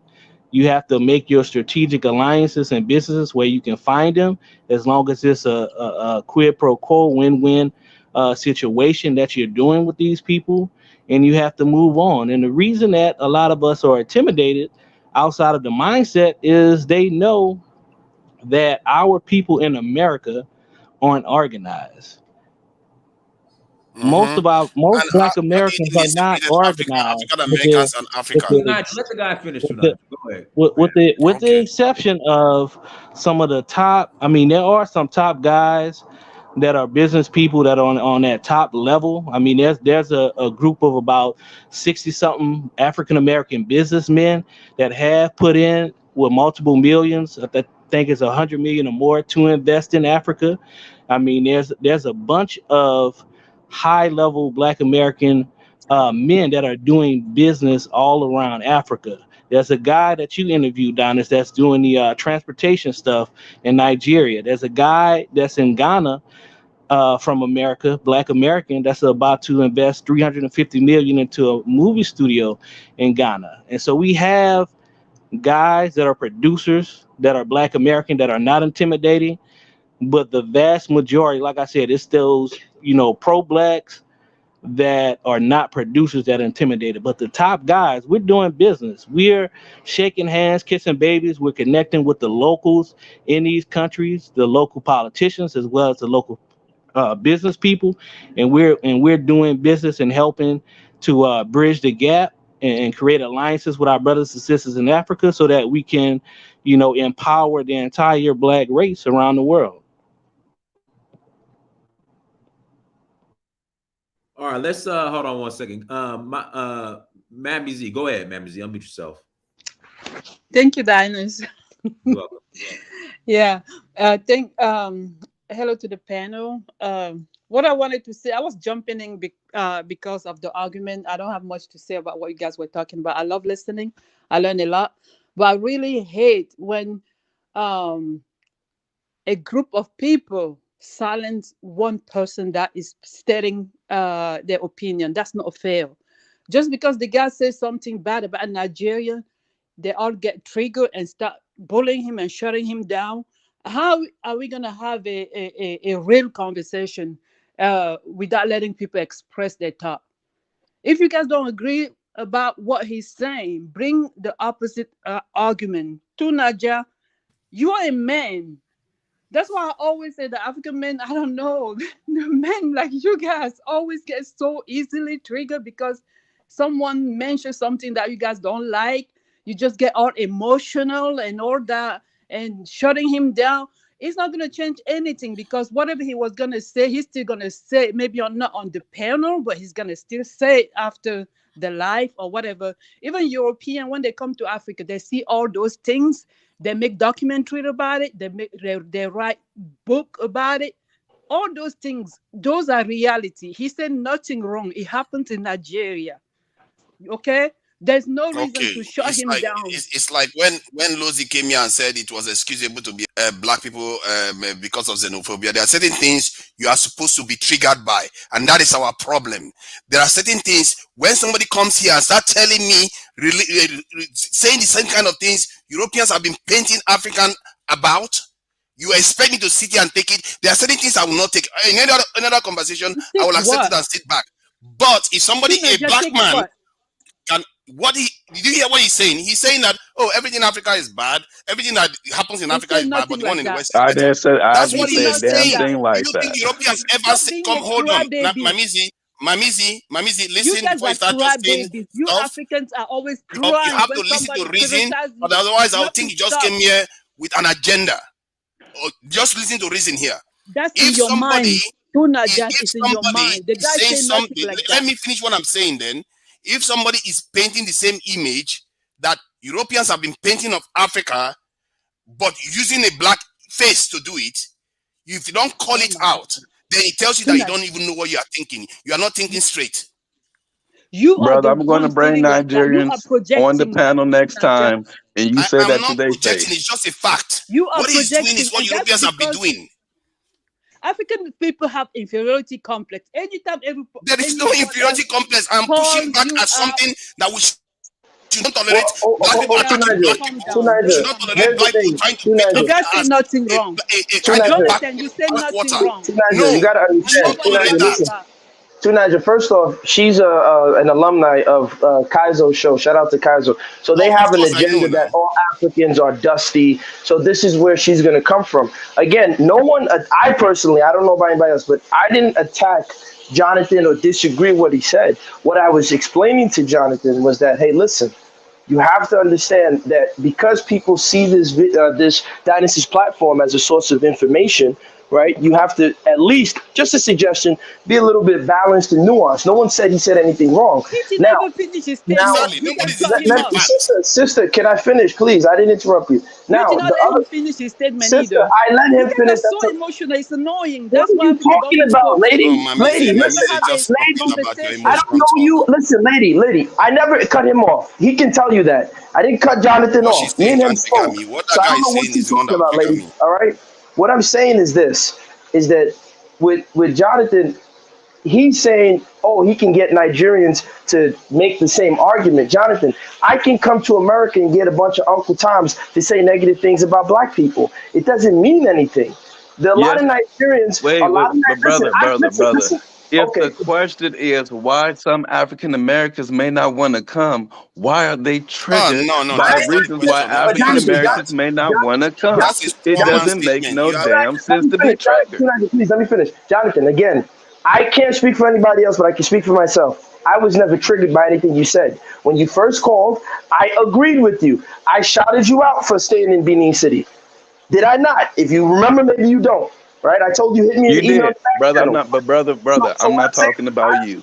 Good. You're not the one in complaining. Benin right now, I can assure you, this guy is not in Benin. Now that's if he's I ever don't stepped care if he's in Benin. It doesn't matter. The point is that we have to be nuanced in terms of our description of Africans. That is why you have something called media programming and propaganda.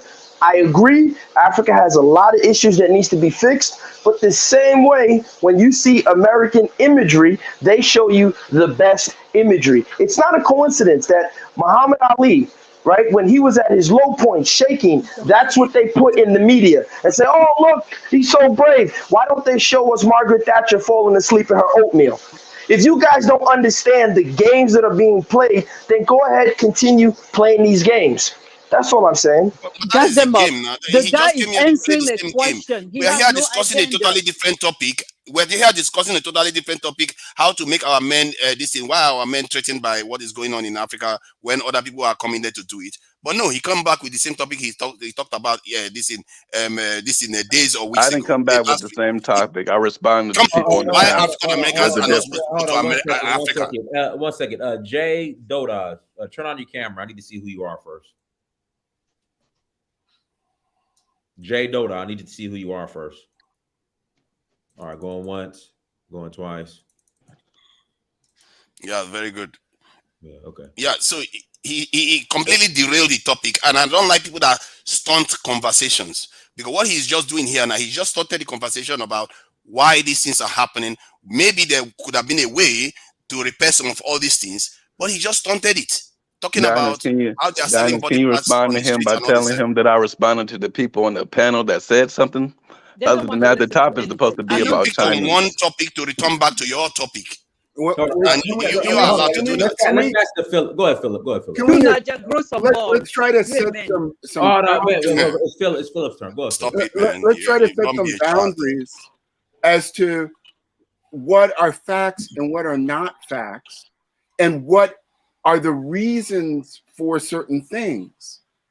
Jonathan, my only issue with you, if it is an issue, and we're having a discussion, is there's one thing to talk about the local issues, right? Like you were giving an example of a driver's license in Benin or Nigeria, as opposed to getting it in an industrialized country. That's one thing, right? Then you talked about things that were happening on the ground that were distasteful or might be distasteful to Black Americans, right? But what I'm trying to say is there are levels to this game of economics, and that to project it all as one thing is not a balanced thing, like what Gassimup was saying, as a suggestion, not as a criticism per se, but to say, look, we have this problem, whatever that problem is, but there also is this. And for those Black Americans that don't want to deal with that, then maybe they shouldn't be in Africa. There are plenty of other countries they can look at. But to suggest, like, I was talking to you about, and there was one more point I wanted to make to you, which is there are barriers, and I'm sure you know this, about technology that you can even import to various countries. You know that, right? So like certainly. Right. So then when you have those barriers, the only options that the Africans have are to retro engineer it, which I'm sure you've seen all over the internet of these young prodigies, and they figure out how to make a self-circulating television that doesn't need to be plugged in. The reason why they're having to do some of this stuff is because you can't just buy the technology in an industrialized country and transfer it to an African country. There are rules. The State Department specifically blocks certain technologies. It can't be brought there. So then that's a barrier to development. Another barrier to development is a tax basis. And I brought this up before, which is the tax basis in Benin, in Nigeria, in you name the country, is not the same as some of these industrialized countries. They aren't getting corporate taxes. They're not getting individual taxes. They're not getting fees on the same level. So because of corruption. No, it's not just 100% because of corruption. No, if you want to build a highway, are you not able to build that highway strictly because of corruption, or because you don't have access to $3 billion? Which is it?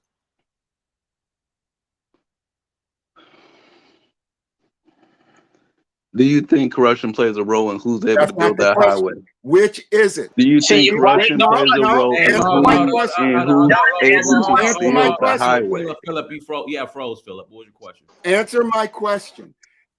Do you not build a road because of corruption or because you don't have access to $3 billion? It's either one or two. Which is it? It actually can be both. No, It can be one You're or two. saying no, but at the same time, No, it could be it's pointed out either by you have local corruption. Nigerians in Benin City that this road Oh hasn't my been built God. in over 20 damn years. And No, they're going to say Jordan, it's because of Jordan, corruption. Are Jordan. you going to then tell Guys, the Maybe we Nigerian don't people need here, you're a roads. liar? It's not Maybe because of corruption. It's Stop. because they don't have the man, maybe these we money. won't guys. That's need foolery. roads. Stop. I've Maybe we'll actually adapt wait, and wait, we'll wait. be flying. Stop. I've actually done this. So, of the people on the panel, I actually have done this. And you need access to the capital. If you don't have the capital, the corruption is irrelevant. You cannot build highways. You cannot build airports. You cannot build communities without access to the capital. Now, if you Are have, you saying that Nigeria is a broke country?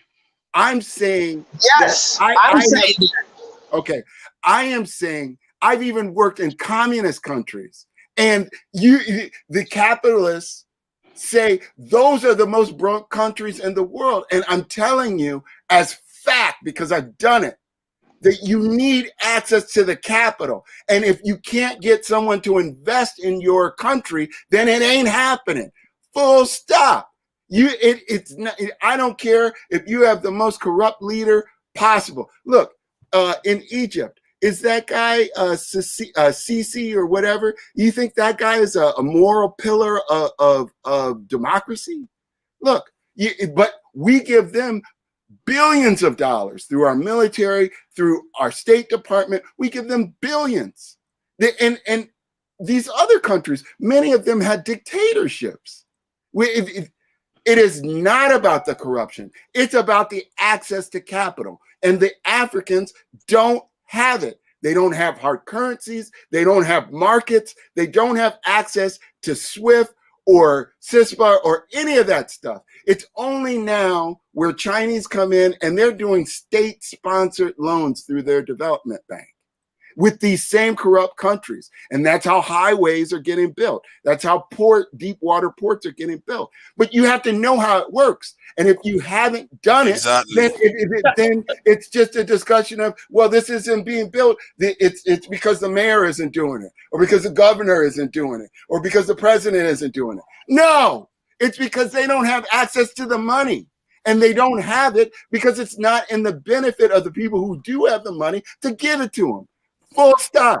He's completely unaware of that. He doesn't know that in the last 2 years, just after the pandemic hit, 2021 and 2022, the G20 countries gave themselves more than $20 trillion worth of loans when Africans didn't get anything. He doesn't know that. He thinks it's all about corruption. To Nigeria, let me come in. Let me tell you one thing, Jonathan. I told you the first time, maybe when I came calling a few hours ago, I told you, we Nigeria, we dey work. We dey work. Okay? We dey work. Number one, we leaving Nigerian to come to your country, you carry like a, I don't know what I'm going to call it. Okay? Nigerian, government don't give us food. Government don't give us food stamp. And most of your age mate, the way I'm looking at you, you're less than 30. They don't have one house. Okay? Let me tell you, this is America. I have 18 acres of land given to me by my great-grandmother in Ogun State, going to former President Obasanjo village. And you see they there, I no pay one dime for tax. People watching that property for me. I'm keeping it there for my children. In America, can you have a kind of land? Are you not going to be paying tax on it? I don't talk down in America. I respect America. I respect their system. If you don't respect the Nigerian system, get out. Because America. Why do y'all keep saying get out of Africa? I'm talking when you are why talking. do y'all keep saying get out of Africa? Let me tell you one thing. Now, if some FBA people were saying y'all Africans should get out of America, y'all start saying they hate Africans. Do y'all hate African Americans? No. Keep your mouth panel shut. sound like they had Let African me tell you, Americans. keep I'm your sorry. mouth shut, Jonathan.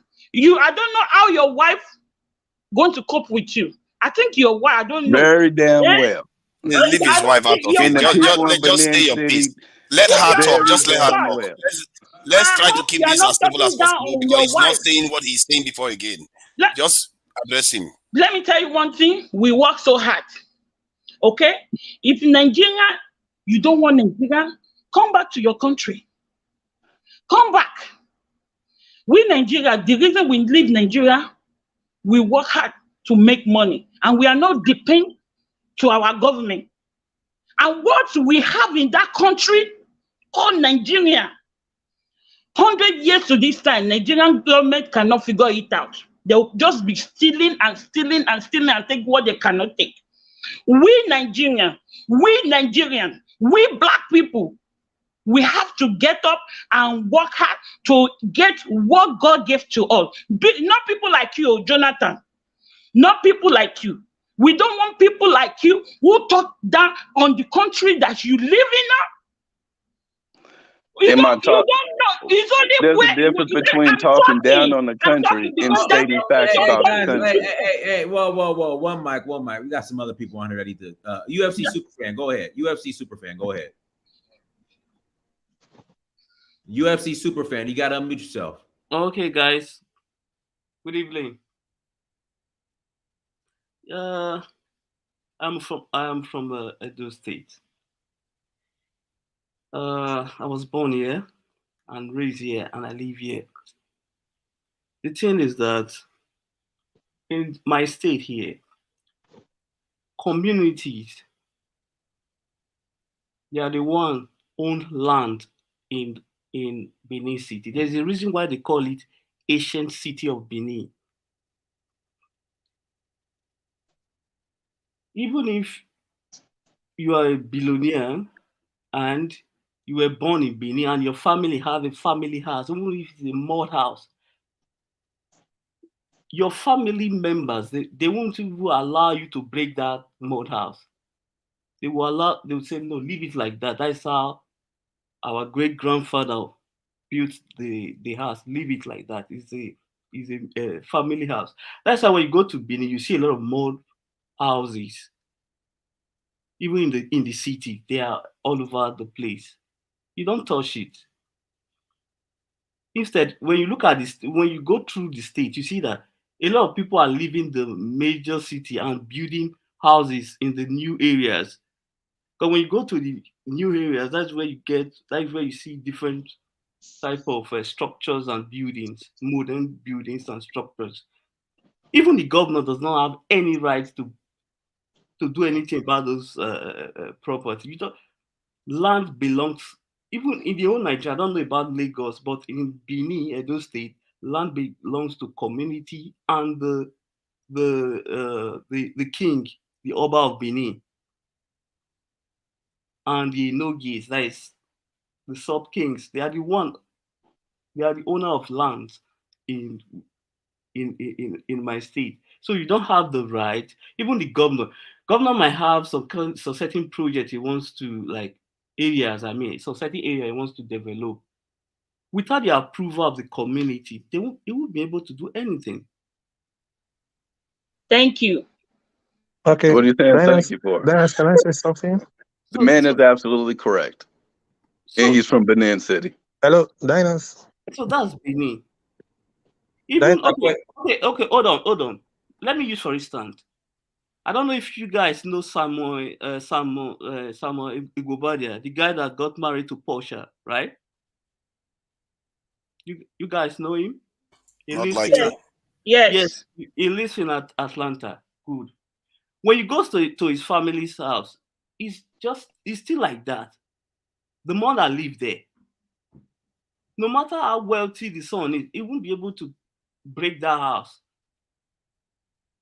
to construct a new building. They know it's a family house. So some of these houses, they pass through generation to generation.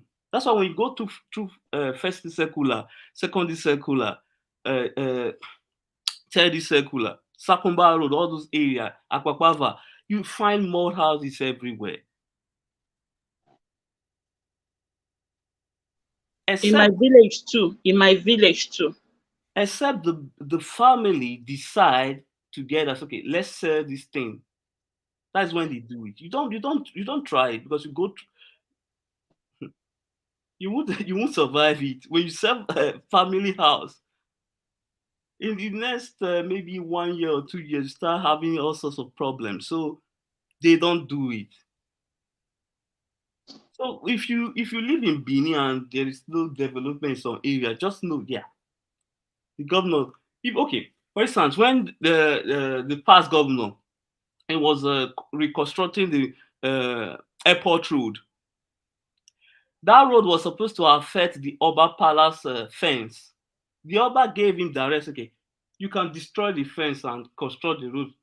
Even the governor, the governor did try it because he was afraid to even touch the fence because that fence, the fence of the palace, is almost about 300 years old. The fence, so he just left the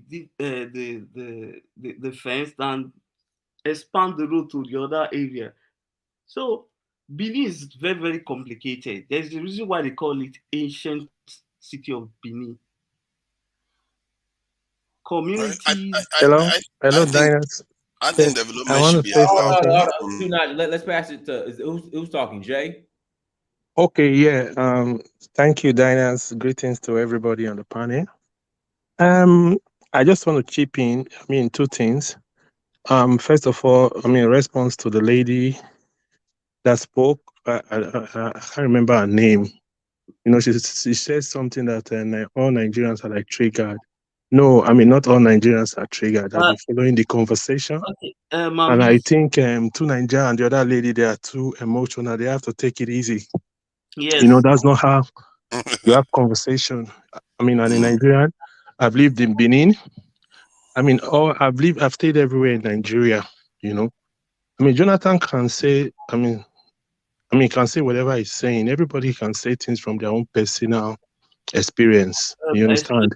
So it's Yeah. left for us to, you know, look at what they're saying, if what they're saying is true or not. Like, I want to give you an example. Like me, I live in Nigeria. I have kids in Nigeria, but my kids, they don't know how to speak Pidgin English. You understand? So that's my personal experience. They can't speak Pidgin English. But, I mean, if you tell somebody in Nigeria, oh, that I have kids live in Nigeria that don't know how to speak Pidgin English, they'll be like, are you sure they're in Nigeria? So different people have different experiences. Yeah. You understand? So Jonathan lived in Benin, and I mean, from what the brother that was just talking, you know, said Benin is an ancient city. You understand? Ancient city. And there are so many traditions, customs, and whatever going on there that, I mean, adhering to civilization is a little bit difficult for them. But you cannot compare Jonathan's experience with somebody that is living like place in maybe Lagos, in Abuja, What do you Port mean adhering to Harcourt. civilization? You What do you mean understand? by that? What do you mean by adhering to civilization? Gas them Because up, gas them what up, you're trying gas to them do, up. you're trying Hold to say on, that, hold on, hold on. Gas them up. if Do you you say live in that, are Benin? you saying that? No, wait. Are you saying that the Benin Please people don't disrespect are my not fellow civilized? Edo brother.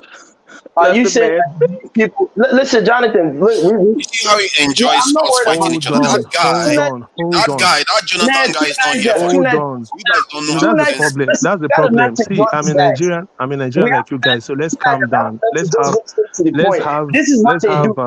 have a civil discussion. Hold on. I don't know what the argument is going on. Go ahead, Jay. Go ahead, Jay. Calm down. Hello? Go Okay, ahead. so what I'm saying, whatever Jonathan is saying is from his own personal experience, you know. So I mean, my own take is that we don't have to get too emotional because we have so many people listening to this program. At the point I was so pissed off from the way to Nigeria and the other lady, you guys are getting too emotional. All you need to do, calm down, dispute whatever he's saying if it's wrong, you know, with receipts. Fine. I mean, making a comparison of Africa and America, like the other brother, is like comparing orange to apple. I mean, the comparison shouldn't even be there. You understand? But fine, he's speaking from his own level of understanding. All you need to do is counter him, you know, with your point, but not getting too emotional, too angry. Because if I were to be a Black American listening on Let me this tell you panel. one thing. Let me tell Hold you one on now. thing. Let me finish. Don't cut Hold me on. off. I want to correct you for one thing there. I'm Hold not on, sure. madam. You I hold on, want to madam. correct you. You two they I talk. You calm want to down. correct you. I Calm want to down, correct you madam. for You two one they thing. talk. Hold You on. calm I down. want to correct you for one thing. Brothers and sisters Let me tell you that's one thing. I listening want to to the correct panel, I you. just want you Let to me know that the two correct you for Benin one City thing. brothers that came on You here can't say spoke I'm facts, and they're emotional getting pushed talking. back by our fellow Nigerians from Madam, other you parts of hold the on. country. Madam, hold on. Let me finish. What I'm trying to say, if a black American is on this panel with all what is going on, the hatred that have been propagated, they will say, yes, exactly what Jonathan is saying is true. Because you guys, you are just too emotional. You guys should calm down. What? Line Stop talk. Then you using the counter. term. You are just using the term emotional as just a slogan right Yes, now. gas them up, gas them up. You were not Oh, he's been emotional. talking. No, gas them up. Kanda, you were a bit rational. I mean, I didn't really listen much, but you were a bit rational. But I think the madam and two Nigerians should calm down. Counter Jonathan with facts. You understand? Jonathan can be living in one, ghetto in Benin. You understand? And he can give his experience based on where he's staying. The fact that he's staying in Benin does not mean, might be living in a tush area.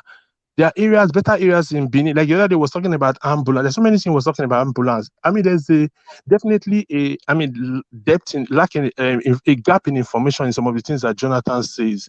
He was talking Okay. about ambulance. He was talking about Okay. ambulance the other day. Hold on. He was talking Okay. about ambulance. Hold Okay. on now. You talk now. You Madam, talking. let me finish. Madam, allow him finish. Oh my God. He was Go talking ahead. about ambulance the other day. You understand? Yeah, most of the time I jump in and jump out, but there might be a gap in information in some of the things that he says. If we are not here to tell people how it works accurately, people might not know. When you talk about ambulance, there is no public ambulance in Nigeria, but you have every private hospital having their own ambulance, and you have hospitals in every street. You understand? This is just one way of trying to let people understand that the way things work in Nigeria is different from the way things work in America. You cannot leave America and think when you get to Nigeria is the same way. No. If you are traveling, a Nigerian that is traveling from Nigeria to America, it even takes time to even learn about America. You are moving from a developing to a more developed nation. You take time to learn how much more an American that wants to leave America to Nigeria, you are going to do more work to know exactly how things work. So my point is that let's not get too emotional. Let's try as much as possible, to counter him with information, not Okay, too but much emotions. Okay. That's So thank you, that's Dinah. Thank you so very much, No, and don't go thanks to now. everybody. Don't go. Don't go. Wait, let me give you your answer. Okay? Don't go. Let me tell you one thing. You say because he's living in Benin. Okay. Why gassing up talking down about Benin City, about Nigeria, that they're selling part of the body? Mr. Man, if you don't know how to talk, go back and watch the video. There you Hold on, because go again. when you There are you talking, go. hold on, You see, Joe, I said hold something. No on, matter hold Just what on, you say, let him madam. talk. Are hold you the on. Let one me not? talk, please, You are now. being emotional now yourself. I'm Let me not talk now. emotional. We've been Because you are sitting now. interrupting her. If you're not emotional, you're All not of going us to get interrupt her. everything together. Let me tell you one thing. When he's talking down about Africa, about Nigeria, they're bribing. Who country they know they bribe? Who country they know they buy? Tell me now. You know they say you go driver license, you won't go do a passport, they bribe. In America, they know they do that. Because they sweep under carpet. Do you think no, let me talk. Do you think I came to this country yesterday? I've been there here since 2004. They work very hard. I work in the medical field. I see everything. Don't let me enter story for you. You want Madam, do they bribe in driver's license to get driver's license? Do they bribe? Yes or no? You see that silly comparison So, again. This is the thing. no, don't They you guys sanitize their are own in the getting too West. emotional. Why in Jonathan is Nigeria? saying things from his own You guys personal always act as experience. if So you guys see. have to counter him Oh my with Let me God! tell you, let me talk. not with Because too when you much are You are doing talking, emotions. exactly the same Dinah, thing. thank let You you do me so the much. same talk. thing. I'm getting out of Let here. All me these people that talk. are just shouting You and Nigeria, can we are go. not talking. You are also perfect. being emotional Hold on. yourself. We are not perfect in Nigeria. We are not perfect in Nigeria. We are not perfect in Nigeria. Auntie, Kofi, go ahead, Kofi. Unmute yourself, Kofi. Kofi. Okay, I guess he checked out. Hey, Yes, Dennis, I need to respond to He's this brother. working hard, working hard over here. Like I'm like a brand new immigrant from Africa. I just feel like now that we're on the ground, I could tell the way we get the threats that we're home, because That's what it feels like to be black. But look, we are ahead. People are saying we're ahead by. People are saying we're ahead by 100 years, right? So let's take the case studies in our own countries and see how we tackled these types of drawbacks in our countries. I believe the way the FBI was started, they had to blackmail a lot of different organizations, governmental organizations that were already up. I feel like we just have to adapt to what works on the African continent. I'm in Ghana. I don't see the roads working. People could barely afford cars. There's a guy in Kenya. He's working on semiconductors. He got equipment coming from China. He's trying. He already built. He already built a prototype of a passenger drone. It's a drone that people could fly in. I believe that we'll be flying in the next 10 years. We wouldn't have to even worry about the roads. We could save the earth to plant things instead. We could be all the stuff that could be dropping from all the like exhausts and the emissions, zero emissions could be dropping from these drones could be helping out plant life in our habitats. We have to adapt and we have to kind of stop trying to be like the West. The West, of course, is going to shit. It's a degenerate place. People are becoming lesbian and becoming gays. You could barely create babies without your habitat being disturbed. But in Africa, I don't see that. I see a population where they have the youngest people in the world. So that means that we have strength there in Africa as black people. All we need is the internet to remind us that, look, we all speak a little English. Like, I believe them, even if you speak French, you're still going to learn English. All we have to do is realize, like, look, we've been hurt by the Europeans. They didn't give nothing back. And then we have to recognize that we're black. We could adapt to everything. Every problem that you see, we could adapt to it. If you see someone selling body parts, I'm going to give Jonathan the benefit of the doubt. I'm sure he recorded it and he's reporting that shit. And that shit's going to be stopped. If you see something like that, let's stop it. It's not to glorify it or it's not to kind of take the things that we see in our backyards and put them out and expose to like one up one another. I know that we need Africa. We need Africa to continue to exist. And the way in doing that is like, yes, having children on the continent, so that you would have to build something on the ground. I believe it's wide open. We could take the problems that we see on the continent and we could turn them into industries and we could adapt to our situations. We don't have to totally copy the West. And that's the piece I want to say. We're home in Africa and no, look, if someone tells you to leave, you don't gotta leave. You gotta fight for that shit. And yes, we did the work in the United States and we didn't get nothing back for that shit. So we have to move on. We have to move on. We're home now. We're home. So that's what I want to say. You said something about man drones. You said something about man drones. A man drone in the next 10 years or so. Was that in Ghana or where were you referring to? Kenyan company is called Numeral IoT by Morris Mbetsa. And there's also a Florida multimillionaire. He's a telecommunications millionaire. He invested into Safaricom. He's partnered with Safaricom. He's a black millionaire from Florida. He's a multimillionaire inventor.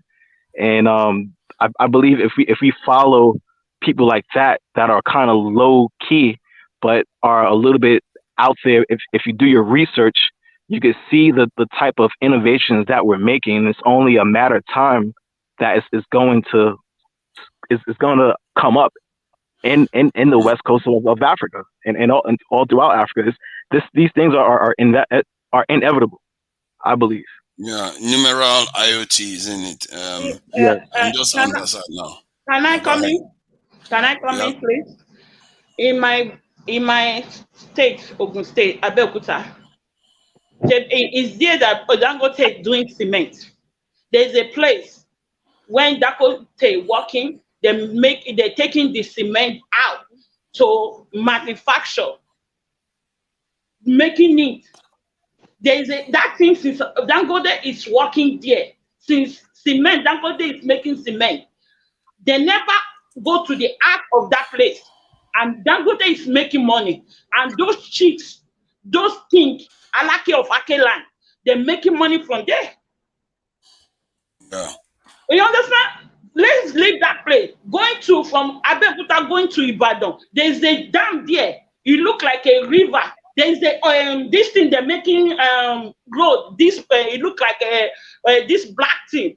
I forgot the name my husband told me when we go home. That thing that they make, they using to make making construction on the street, and it's very big. You're talking about bitumen. Is that what you're talking about, bitumen?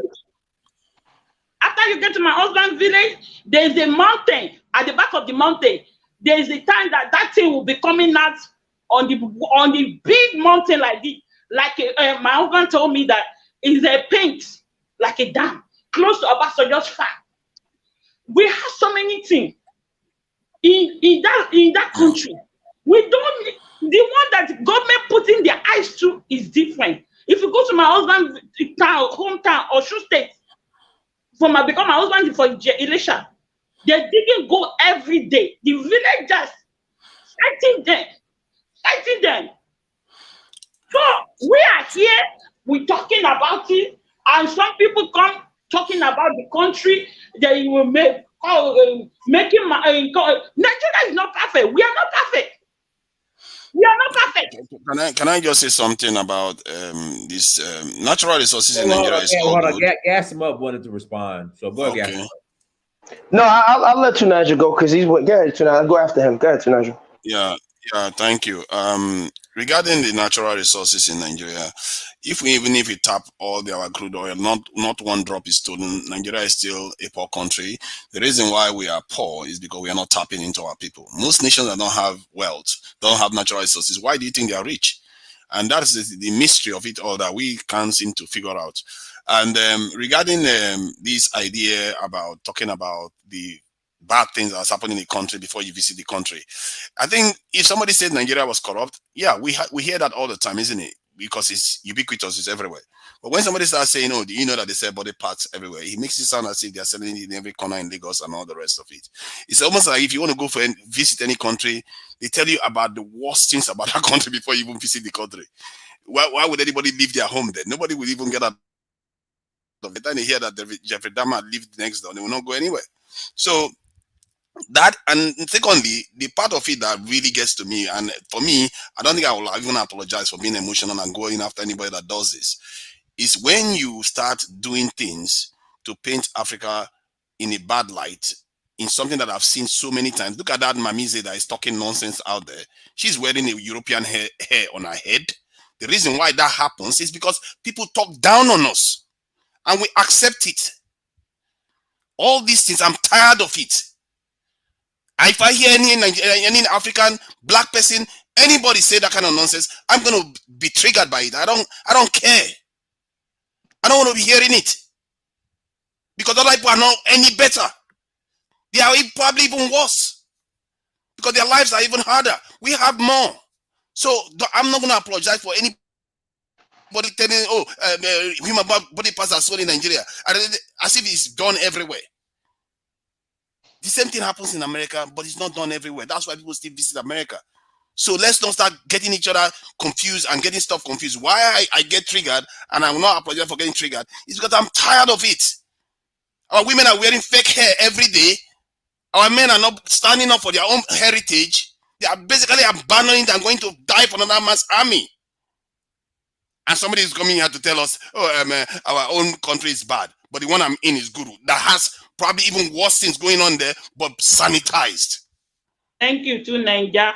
Thank you. Thank you too, Nigel. Wait, hold on. I just want to say something real quick. No, wait, I was never said. I was waiting Go ahead, bro. I'll go after you. So what I want to say is this, right?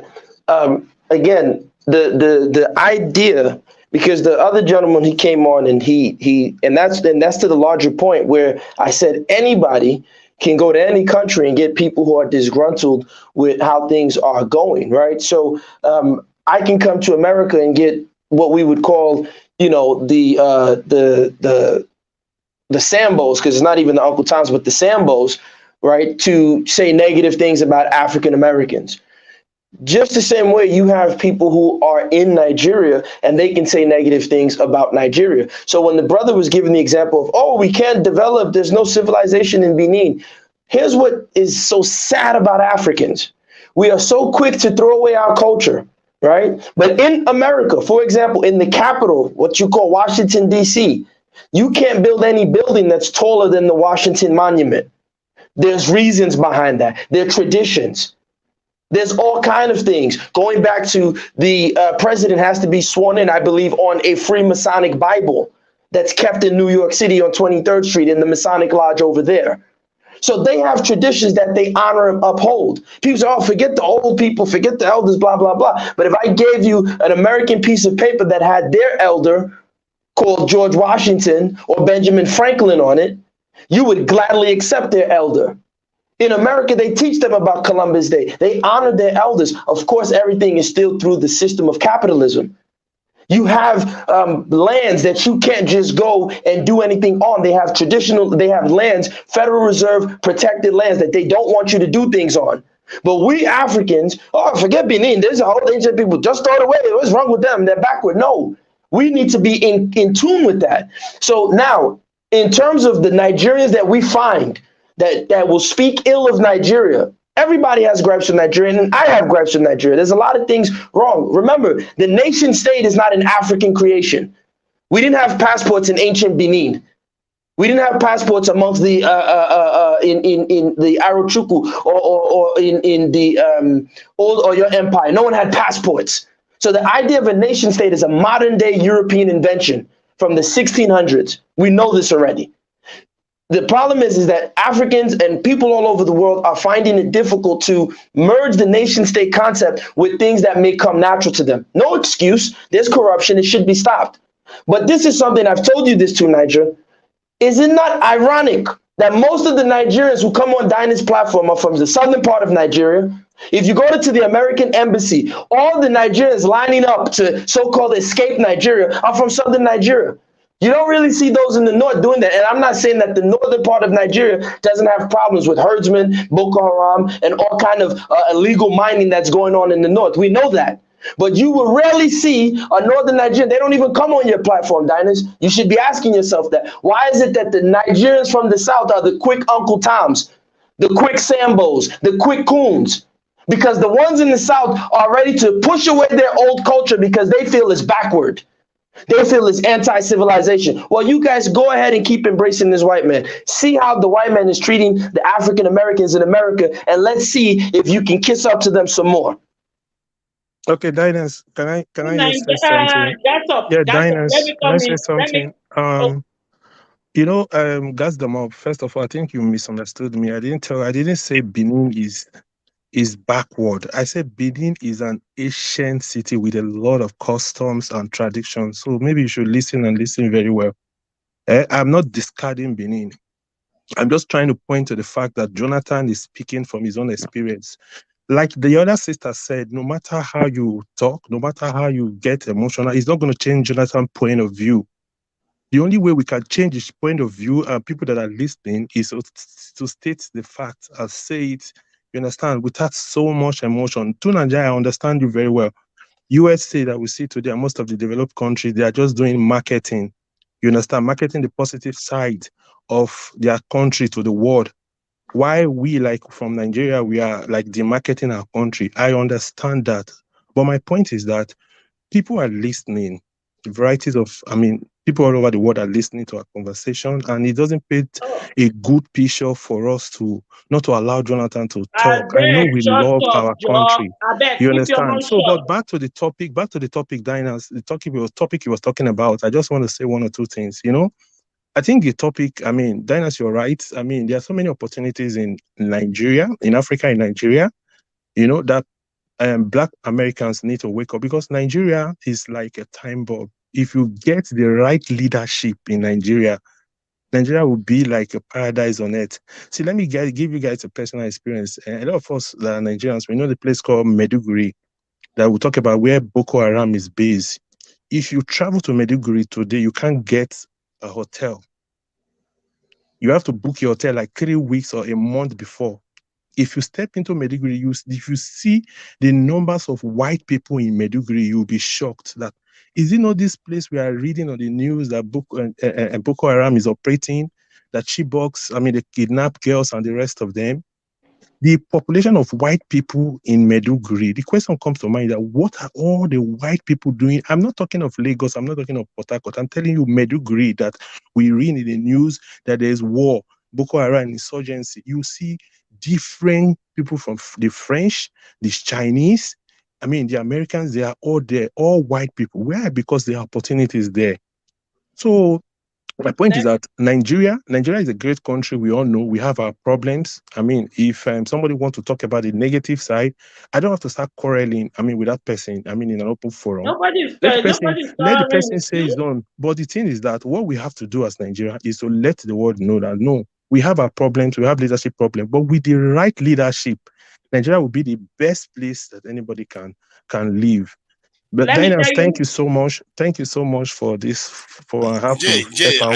I get where you're coming from. I get where you're coming. To be fair, I think you have a point there, but I'm just saying from my own point of view. When I see people, sometimes it doesn't have to be rational. I don't even Yeah, have I, to I have the reasoning. understand you, I have to Naija. Let reason. I me come in. understand you. I Naija, understand you let me very, come in. very well. But I just Let, say let's just take time, to mellow down let me come in. because the reason I say we should mellow down because when you look at the internet today, you see most of these black Americans following those people that are spreading hate. I mean, they will have a reason. You see, we said it. Look at the way they are attacking him because he's saying, you understand. So we need to calm down. You understand, and Okay. try to hold on. So sorry, madam. Try to debunk some of those information. You understand, some of those things that are not true. You understand? We debunk them with, you understand, with the facts on ground. Like I just told you guys, I gave you guys an instance. Like so many people were laughing the other day when Jonathan said, talked about ambulance. I was there. I mean, to me as a Nigerian, I mean, I find it amusing because I just felt, I mean, Jonathan didn't really understand how Nigeria works. Because if you, I mean, sorry that I'm going back to that because that was the first day I listened to him, when he talked about hospital and the rest of them. What Jonathan didn't tell people that day was that the cost of medical compared to Nigeria and compared to America, you cannot compare it. You understand? You can't compare it. They can rush you to admit you have just little $10 or $20. You're able to get Medicare. I mean, the doctor will attend to you. What Jonathan didn't tell people that is that with just less than $100, you can get a driver that will be with you 24 hours. With less than $100, you can get a house help that will take care of your house, cook, clean, and do whatever, and they will do it with joy and happiness. You understand? So you see, there's an That is information what he gap. didn't say. You see what I mean? Yeah, And there's an Well, the information gap. question That's why I was said why African Americans may not want to go. If you no, but ask that them why they may when want you to go, then see this ask what that annoys question. me. This what annoys me with this guy. He just everybody changes the cannot go. question. Sorry, hold on to Nigeria. Everybody cannot. All black people cannot leave America to come to Africa. It's not possible. But those that want to go, you understand, they are going to do their duty. I just gave you an example. A Nigerian that is leaving Nigeria, a developing to a developed, we still do our due diligence. A Nigerian that is leaving Nigeria to go to UK still do this due diligence. I mean, he's not just going to leave Nigeria and just land in Europe. No, he's going to find out what he's going to do. How much more somebody living in a developed nation like America and coming to Nigeria and you just jump and enter the plane and come. No, you have to do your due diligence. You have to have network. You have to have friends. You understand? And when you build relationship with an open mind. That's the way it's being done. You don't just get to take your passport and travel and you jump. Like Jonathan, I don't know exactly what you are doing in Benin if you are actually in Benin. Are you working? Do you have a business that you are running there? 100%. And you dey talk What are about you into? Nigeria like that. What are you dey do into? No, business. hold on, madam. Hold on.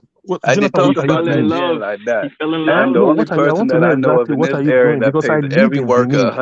I did. $100,000 a month, help You them said get apartments when they don't have it, help them buy cars when they need it, and make sure they got health insurance. Please back the hell up. Okay, If so you that want to means you talk are about neither building, here, we can you're No, talk neither let about me here that. just nor come there. in. But Let So me if that's just why I that's say come I in. why Let this me say understand. my is sentence why and let me people go. don't want to come, and I say why Let they Ian don't want to talk. come Let because Ian of this talk. Let Ian talk. reason. Why Let would Let Ian you me talk. get mad? let me talk. Let me talk. Let me talk. To Niger, I have kids. They are in college. One of my kids is in medical school. Me, I work in the medical line. I work in emergency. Let me tell you, I never put wig in my head. If I didn't cut my hair, go down low, I'll weave my hair natural. And that is how my kids is. My husband, we don't put on wig. I don't fix another hair to my hair. My husband like natural hair. And God, thank you, God, I have girls. They are in college. They never fix their nails one day. And they are grown up. Okay? So I have my culture. I still stay on my culture. My kids, they know about my culture. If you talk to them in America, they'll give you answer in Yoruba.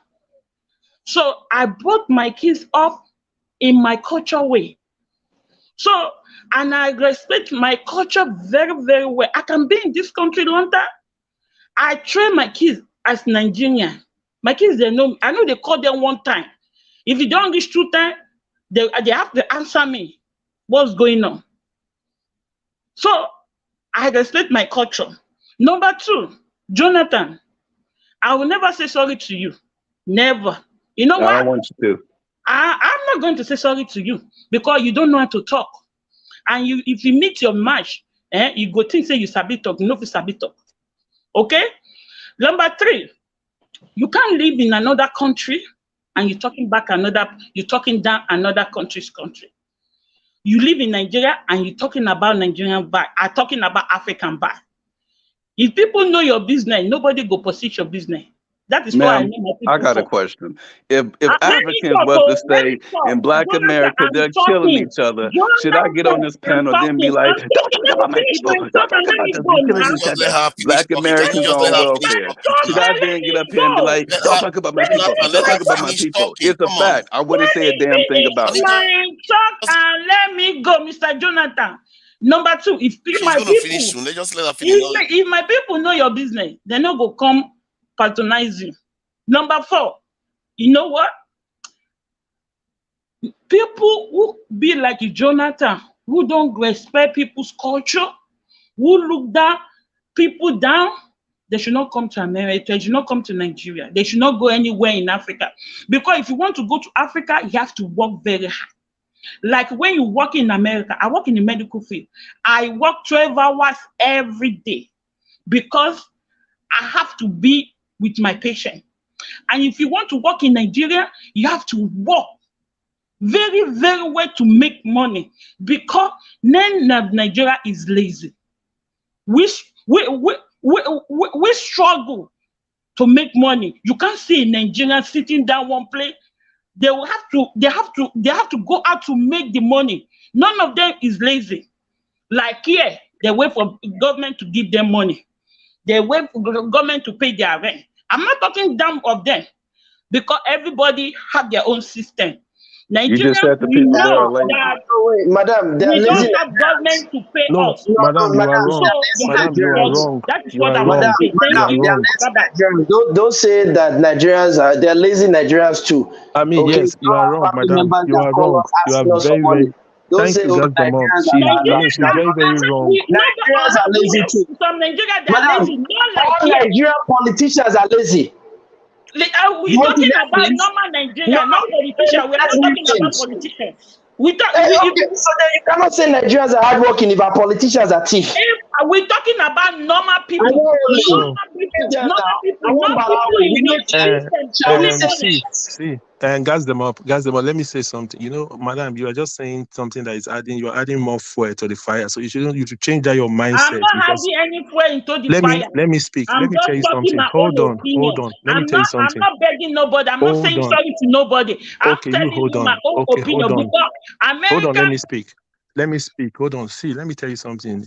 You know, when you see the problem that is happening between Black Americans and Nigeria today, a lot of things has to do with people having stereotypical, you understand. Nobody has really taken time to, try to understand the reason why Black America is like how it is today, or the reason Nigeria is like how it is. Okay, I don't want to talk about Black American because I know they have their problem historically. Although the problem is not supposed to be something that will hold them down, but let's be empathetic when we look at the history of Black America. But I want to bring it back to Nigeria. There's something about Nigeria. We say in Nigerians that Nigerians are timid because of years of military rule. You see a policeman can, oppress you on the road, do whatever he wants to do, and you find out that we don't talk. Why is it like that? It's because of years of military rule that we are under the boots of the military people that we cannot, talk back to them. Talk back to the No, military my brother, people. it's the ones in the south because No, those boys in the north. No, the boys in the north, when the police did misbehave, they burned the police station down. No, So hold we on. South No, Nigerians, all we gas have them is up. mouth. Gas them up. Gas them All up. we I have is live. mouth. Let me tell you. I will debunk some of the things that you say. I live in the north. Are you getting me? I live in the north. I live like close How to many 10, 15 police years. stations have 10, been burned 15 in the years. north? Yes or no? Hold on. Let me tell you Am I something. lying? No, No, wait. listen. Am I Let me lying tell about you. police stations No, being let burned me in the tell north? you. Let me tell you the issue in the north. Let me tell you something about the north. No, The north. before you tell me, am I lying? Did I lie? No, gas them up. No, I won't say It's not you into lie, but Nigeria. it's not entirely true. That Let me tell you this something has about turned the into a north. Nigerian. Sorry, let me tell you something about it. The north, they have one religion, you understand, and they are all Muslims, you understand, and they are more united in terms of the language. They have a common language, which is the Hausa language, you understand. If you can speak that language, you understand. If you have a policeman now, the policeman is from the north, and you can speak that language, you can open any doors you want to open. But you see, the South, our education in the South is a problem. My brother, in the north, Fulani Is a and problem. Hausa are killing themselves more than anybody. That's the Right mob. You read that. You are reading that from the news. I tell you, I live in the North for Oh, so 15 so years. wait, So there's so you're nothing. saying right now in Nigeria, northern Nigeria, Fulani and Hausa are not killing themselves? Oh my God.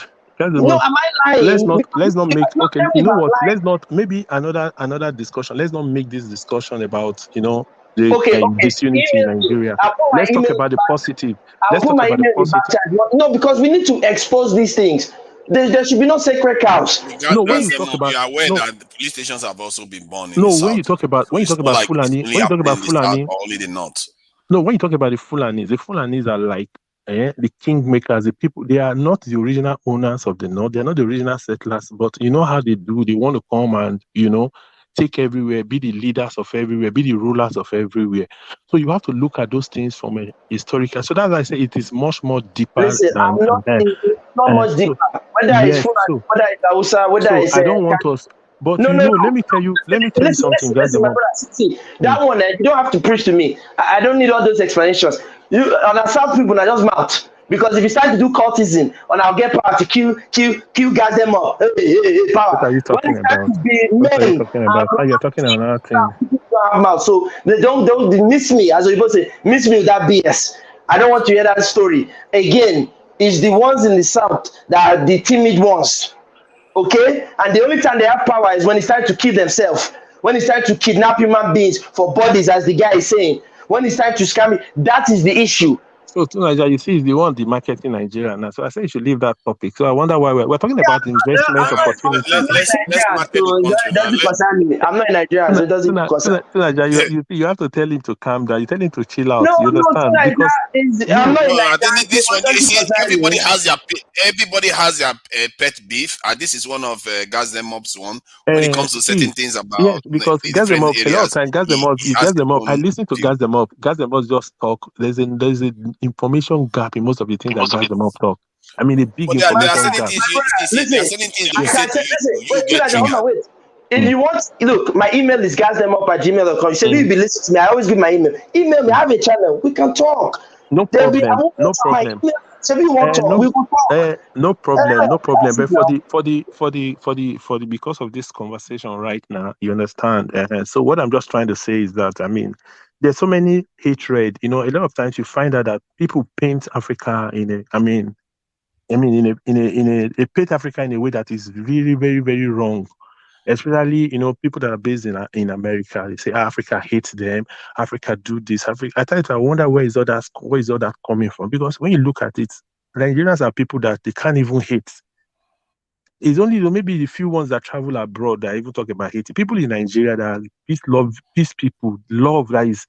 When there was somebody that came to Nigeria from America. The person was so surprised that, I mean, compared to what he has been hearing, So what I'm trying to say is that, I mean, let's transparent as possible. Panels like this, we try to let them know. People will always have their opinion, like Jonathan. You cannot change My Jonathan's brother, mind.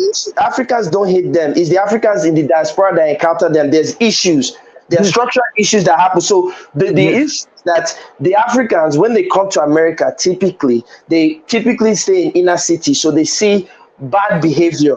And they use that to say that is all African Americans Yes, you are without it, right. and You they are don't right. know the history of African Americans. You are right. You are They right. have to understand. So that issue. Even recently, that word that kata became, a controversy. I was wondering how did it start? Because it's funny. Because even Nigerians that come from America are called akata even in Nigeria. You understand? So, but you find out that there's a big information gap that a lot of times, if you don't have civil discussion to try to talk to people, try to be patient with people, it will just be fire for fire at the end of the day.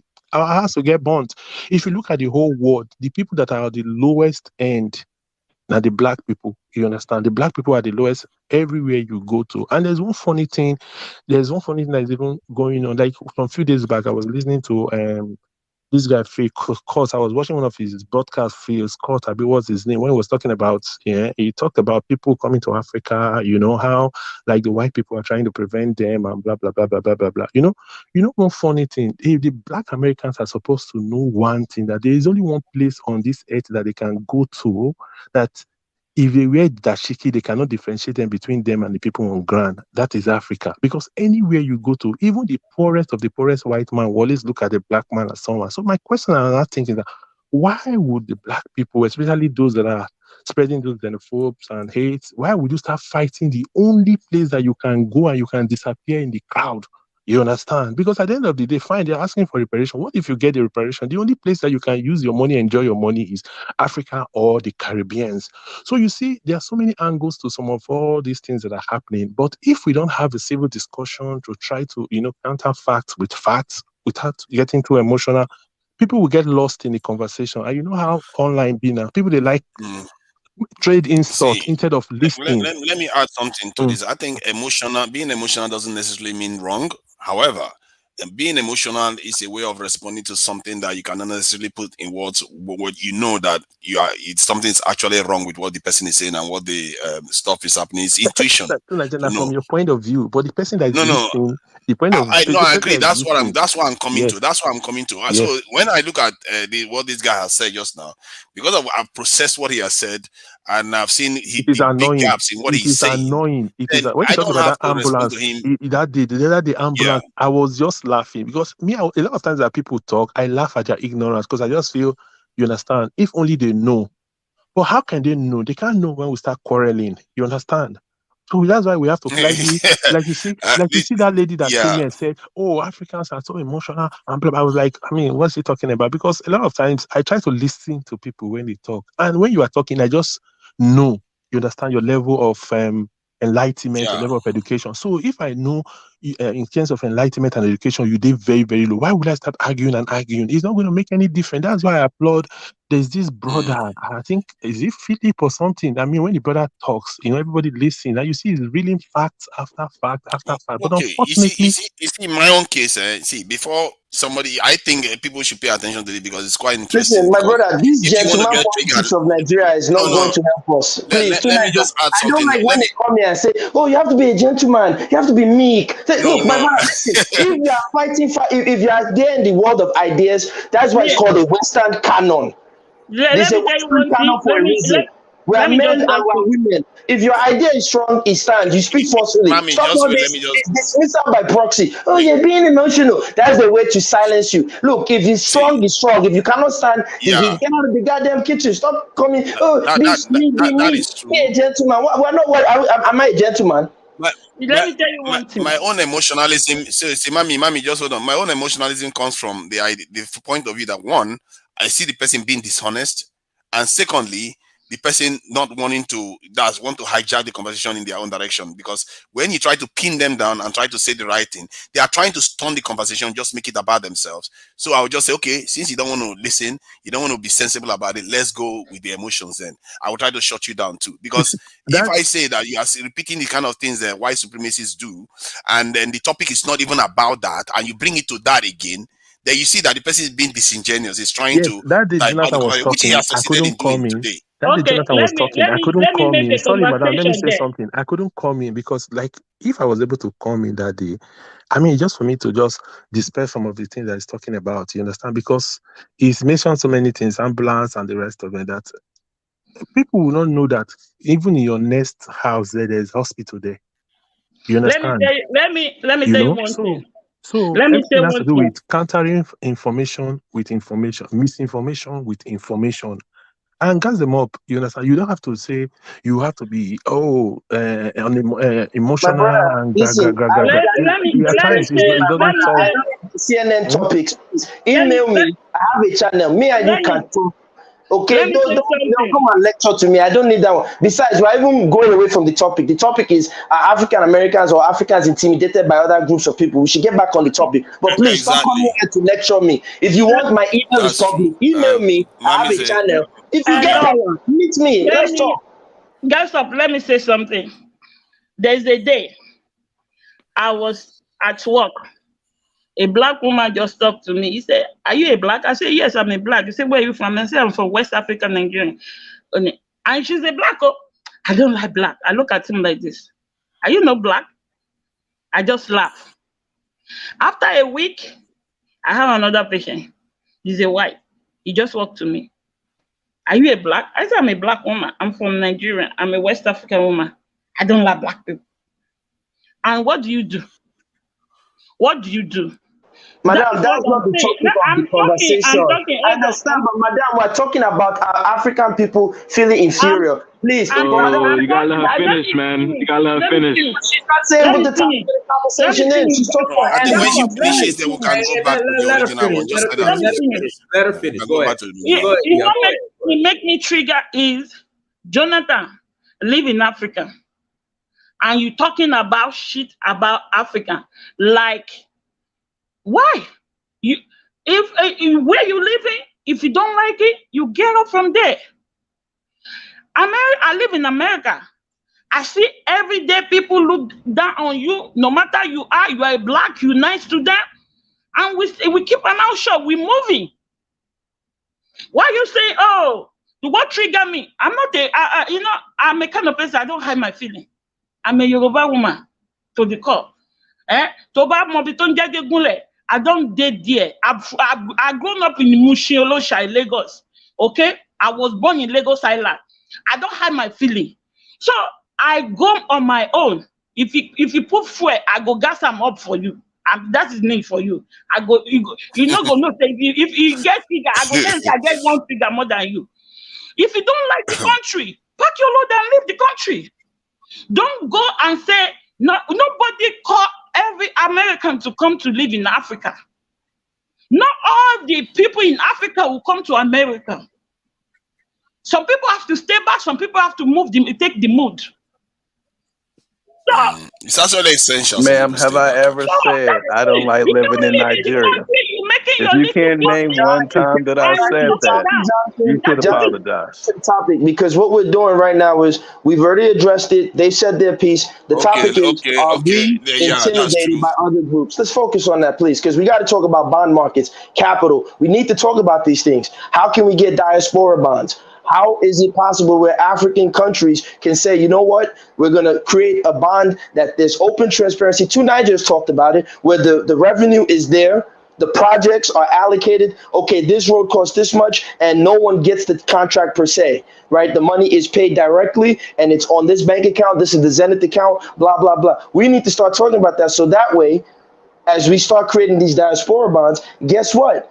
If you look at, for example, the US, what is the 401k, right? The 401k came from an IRS code, which allowed for millions of dollars to be, which, that's problematic, but millions of dollars that were held in pensions were given as capital to companies in the United States. We can do something like that. with way more ethically, right? We can create a 401k movement in Nigeria where people who are working can start putting aside funds and give Nigerian businesses much needed capital to expand. That's what we should be talking about.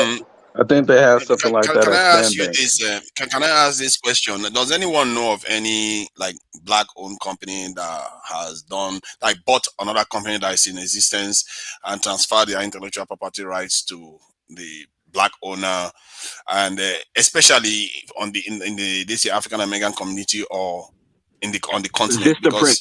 Because it would be interesting to actually see that happen, because we want if you can, because I believe that Africa, from what the Chinese did, it took them 40, 50 years to get to where they got to now.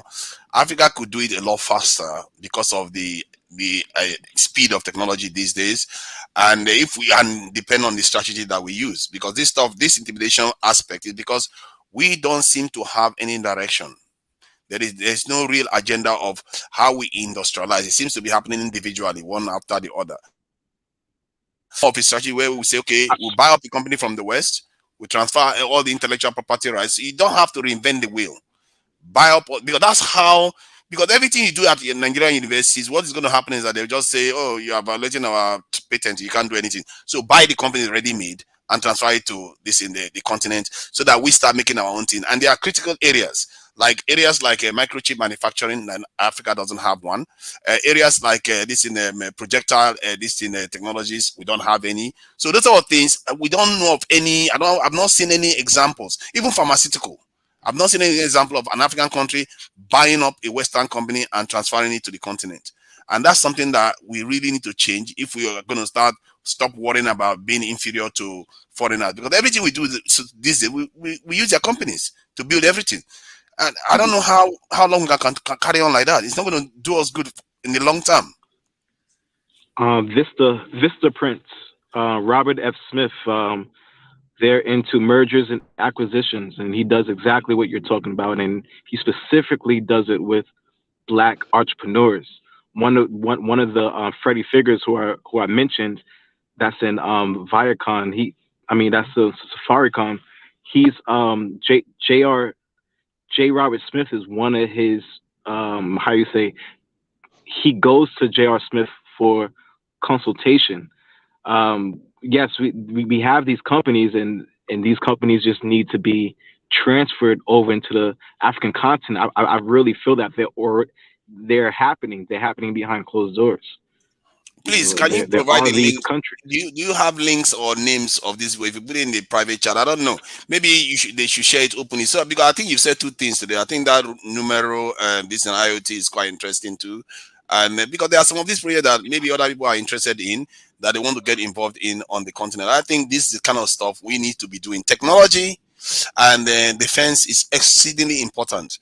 Whatever progress we are having, and the window we are seeing right now will close eventually, and I think we have to do it faster than the Chinese did it. But Tunaja, we need transparency, right? And that's part of the big problem. We don't have the proper transparency, and then we don't have a culture where the people and I would say a governmental culture where the people in government have empathy and a patriotic duty. I always say, if you talk to young Nigerians, when they say the pledge, what do they say? To serve Nigeria is not by force. That has to change. I don't know about other parts of Africa, but I can talk about Nigeria to say that all these things to come on ground, everybody has to be on board. Everybody has to be on board. We have to have this idea of being open and transparent. And even more so, if we do that, we'll be even better, because whether you look at China or you look at Russia, it's not as open to do business in China. It's not a free market where you can just go in there. Good luck trying to get your money if something goes wrong or going to the Chinese courts. So we have a golden opportunity to where we can be transparent, but we got to tell people the truth. So like I was telling people, a foreigner can't just come in Nigeria and purchase property, right? No matter how much you see, buy real estate in Nigeria. Tell people the truth. Right? Tell people, well, if you want to buy foreign equities, you can go to Interactive Brokers. Again, this is not financial advice, but you can go to Interactive Broker. It's with the K. The Interactive is spelled with a K. And you can start buying foreign equities, particularly on the South African stock market. But there are a bunch of Nigerian blue chip stocks that if they're able to get capital, they can expand. And they're dividend paying stocks. So regardless if the price of the share goes down, you're still getting dividends. And that's how Warren Buffett was able to build all his wealth with dividend paying stocks. So we have to force this transparency. But like I said, the hard part is dealing with our elite. Our elite have problems. And many of the elites, the children of these elites, they come on here, no disrespect on my panel, and they get angry and gas them up because you grew up with a housemaid and I'm calling that nonsense out.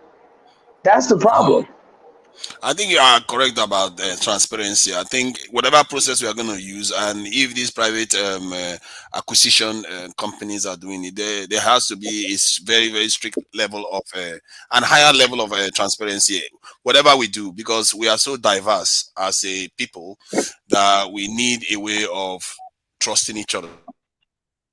I'm working on that. I remember Dinah gave me a task to do, and I'm working on this because sometimes you can't leave it for someone else to do if you are feeling the pain yourself. So I have to look into the sort of thing. When I come up with a viable, testable, demonstrable structure, then one can put it forward. But because the truth is in theory, there's no reason why bank transactions cannot be monitored in real time by all parties involved, and the funds cannot be insulated from people that don't need to. The only people that actually need the funds are the builders. And the companies, the selection process can also be democratically done, and there is no reason why individuals that are signed up to the endeavor cannot be partake in the decision making in terms of the companies they want to build the infrastructure for them, or which company they should acquire. And I think first you have to define the kind of strategies you want, because before you know it, people will start saying we need farms. We need to build. We need to be acquiring more and more farms. Maybe we do. Maybe we need to acquire, mechanized farms from the West so that they move them to Africa to actually start doing industrial distant farming. But it has to be democratically done. I guess that's what. But Tunaja, here's the problem. Like the brother was saying about Benin, a lot of those lands are owned by communities. They're not going to just go. Look, even on a personal level, right? I had a family member in the village who he was leasing the land. They came to his house in the middle of the night, ready to kill him. You understand what I'm saying? So we have to be very careful when we talk about land and these things. These are still tied to communities. They're still tied to people, and no one wants to be cheated. My point is, if the federal government wants to build, the federal government can build. Into the family to get one thing. Into marriage. To Nigeria, let me say something. If you need a property, like me, I have a property that I generate from my mother, my grandmother to my mother, from my mother's side to my father's side. And what you just do is to list it out to people, and people pay your money to your account. So I have people are using money. Like now, one of my property that I have, I just told them to plant plantain and palm tree on top of it. I told them to use half of the acre to plant plantains and to plant palm tree together on it. So and that thing is money. You understand? And I know some people that they buy a swamp. They invest money for catfish, and they do so many things that you can put money. Yeah, but madam, that is on food security. No, again, the cool is good, right? Farming, but again, so many people have lost We money need with some of those farming now. schemes. I think But we are past trouble. but teenager, but look at what's going to happen. You see how she's saying in her land that she still has control of the land with farming. If you come, which you might be right with your idea of industrial farming, one, you're going to get monocrop culture. That's one, right? Which can be problematic. Do you think she's going to agree that you should be able to, administer the land in whatever capacity and force her you're going to run into these issues? So these are the real things on the ground. You have to buy her out. That's the whole point. It's not for free. Yeah, you pay her money for her land. To Nigeria is a place where compensation. Okay, everybody's running to Lekki now, but people don't know Lekki was built on the sacrifice of Morocco. The people of Morocco to this day have not been properly compensated for the destruction of their land.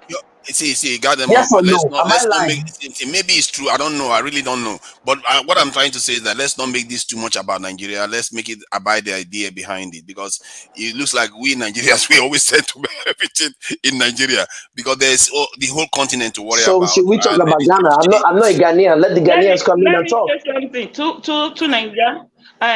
Last year, I sent one of my friends, because Badagry, that Badagry, and I find out that they have a lot of land there. That one family want to stay there. So I asked one of my friends that is in Nigeria, in the Badagry, to go and check Dala. And that kind of place, if you build a estate there, or if you build an apartment there, is very, very close to the beach, Badagry Beach. And one of my friends that want to do that business together, her husband was in one of the, they kidnapped the husband, and they have to raise money to bring the husband out from those things going on in Nigeria. But That's madam, what it's. madam, what And I'm that saying kind of to you is place, that if you build house there or you build apartment, just take a stroll to the beach, Badagry you Beach. guys are still making this about Nigeria. madam, no Kufio, one's I'm let me not the just ask person saying Kufio, please, I'm not about making it this. about Nigeria. I'm trying to show her what she's saying is okay, do business. Madam, listen, look, this is not it's not an issue about someone can go and set up a business or buy farmland or whatever. The issue is that Africans, do they feel inferior? Is that why they are not performing at the level they should be performing when it comes to doing business? And part of the issue, madam, is there's no transparency. What you are describing are individual efforts, right? But again, madam, and this is why when they say these things, oh, do you have to bribe for a license in Nigeria? I don't argue with them. I say it's a problem. So and this is what I'm saying, we that are in the West have to acknowledge that there are structural issues, right? One of the issues, if you look at the history, for example, like zoning or even water in Nigeria, many people in Nigeria, what do? They go and dig a borehole, which might be good, might be bad. I'm not a fan of the states. But now, when you go and dig a borehole, in those days, you had to pay Lagos State Water Board to get water Man, to your house. Gazem up, you are digging Now, even into Nigeria. Come on, man. I'm showing her the lack of Okay, go infrastructure, the lack of the lack of a system. Now, what happened? Many people, as they are leaving their villages and they're coming, you start bribing. You bribe the town council. You bribe the head of town council. He will allow you to build a house here. He will allow you to. You bribe the person at water work. That person will come and put the borehole in your house. So these are the structural issues. We decimated our systems. So it's not just the individual, oh, I can go and build shop, you can go and open up something in the farm there or one thing, but we need systems. We need strong systems. And the first way is transparency, because we can get all the technology. If we don't have transparency, and then we need real empathy with our government, and because most of these leaders don't care. Their children are here abroad, they're online, chastising them up. They don't care. Their children are in Oxford, in Gas them up, Cambridge. gas them up. We need to work on this transparency thing. I think we need to put some kind of group together to look into this transparency aspect of things, because it's quite critical. We all know that. But I wanted to ask Kufio about this company that he was Vista Equity Partners. So the company is owned by an African American. Am I correct? Like, he's the CEO, but I don't know whether he owns it. That's what I'm just trying to confirm. He's the founder of it. I'm sure there's shareholders that they have a board as well, but he's the founder, and yeah, he owns it. I mean, okay. I'm sure they went public. They're a public company, I'm sure. Yeah, it sounds like a really, really big company. The billions of dollars worth of acquisition, which is very, very interesting. And I don't. But do you think that You never heard of him, Robert Smith? You never heard of the guy before? Robert Smith? No, I've not. Yeah, he's the richest black man in America. You never heard of the guy? You could watch. No, you could watch. I'm quite ignorant. People think I'm too smart. I'm very, very ignorant of some things. No, he's the richest black man in America. And again, it's a question, right? Dangote at one point with the refinery was having capital issues. They started writing all these hit pieces in Bloomberg. Oh, Dangote is blah blah blah. This. Why was Robert Smith not linked with Dangote to see if they can provide him some capital so he can continue the refinery? These are the type of conversations that need to be had. You understand? That's true. Yeah. It's like it's almost like look, someone was like, if you touch Nigeria, we're gonna pull all of our shares. God. Some type of shit like that. Like, you get what I'm saying? I know Masiyiwa of the billionaire in Zimbabwe is connected with Don Coty, but why aren't they connected with Vistaprint? But Masiyiwa is always in New York City, so I'm sure they are connected. These things are under the table. You can't expose all of it. You can't expose everything you're gonna do. You know. Yeah, I mean, I think the guy. See, that's the thing now. Maybe somebody is, like Robert Smith now. Maybe when he wants to go to Dangote, somebody in between there is telling the parts in Nigeria. He thinks, okay, is that what they do there? That is my point. Something is keeping them apart. We have something. This bridge has to be there. African leaders go to the UN every year. They don't meet the Black Caucus. They don't interact with the African American community as much. So that bridge, that gap that has been created, we have to find out what is causing it and remove it, because there has to be a linkage between both sides for us to be able to achieve whatever we want to achieve. It's like there's a saying. There's a saying. I'm not sure if someone said this yesterday or not. I'm just regurgitating it. The band leader, the person who runs the orchestra, his back is always turned towards the audience, and you can equate that to these power plays. They never pay attention to the mic. You gotta mute somebody's mic. Wow. Hold on. I'm just looking at something there. Dynast, you gotta mute somebody's mic. Somebody's got noise in the background. No, but listen, we're gonna go ahead and close out. Hey, everyone, thank you so much for joining. Like, share, subscribe. Until next time, family. Peace.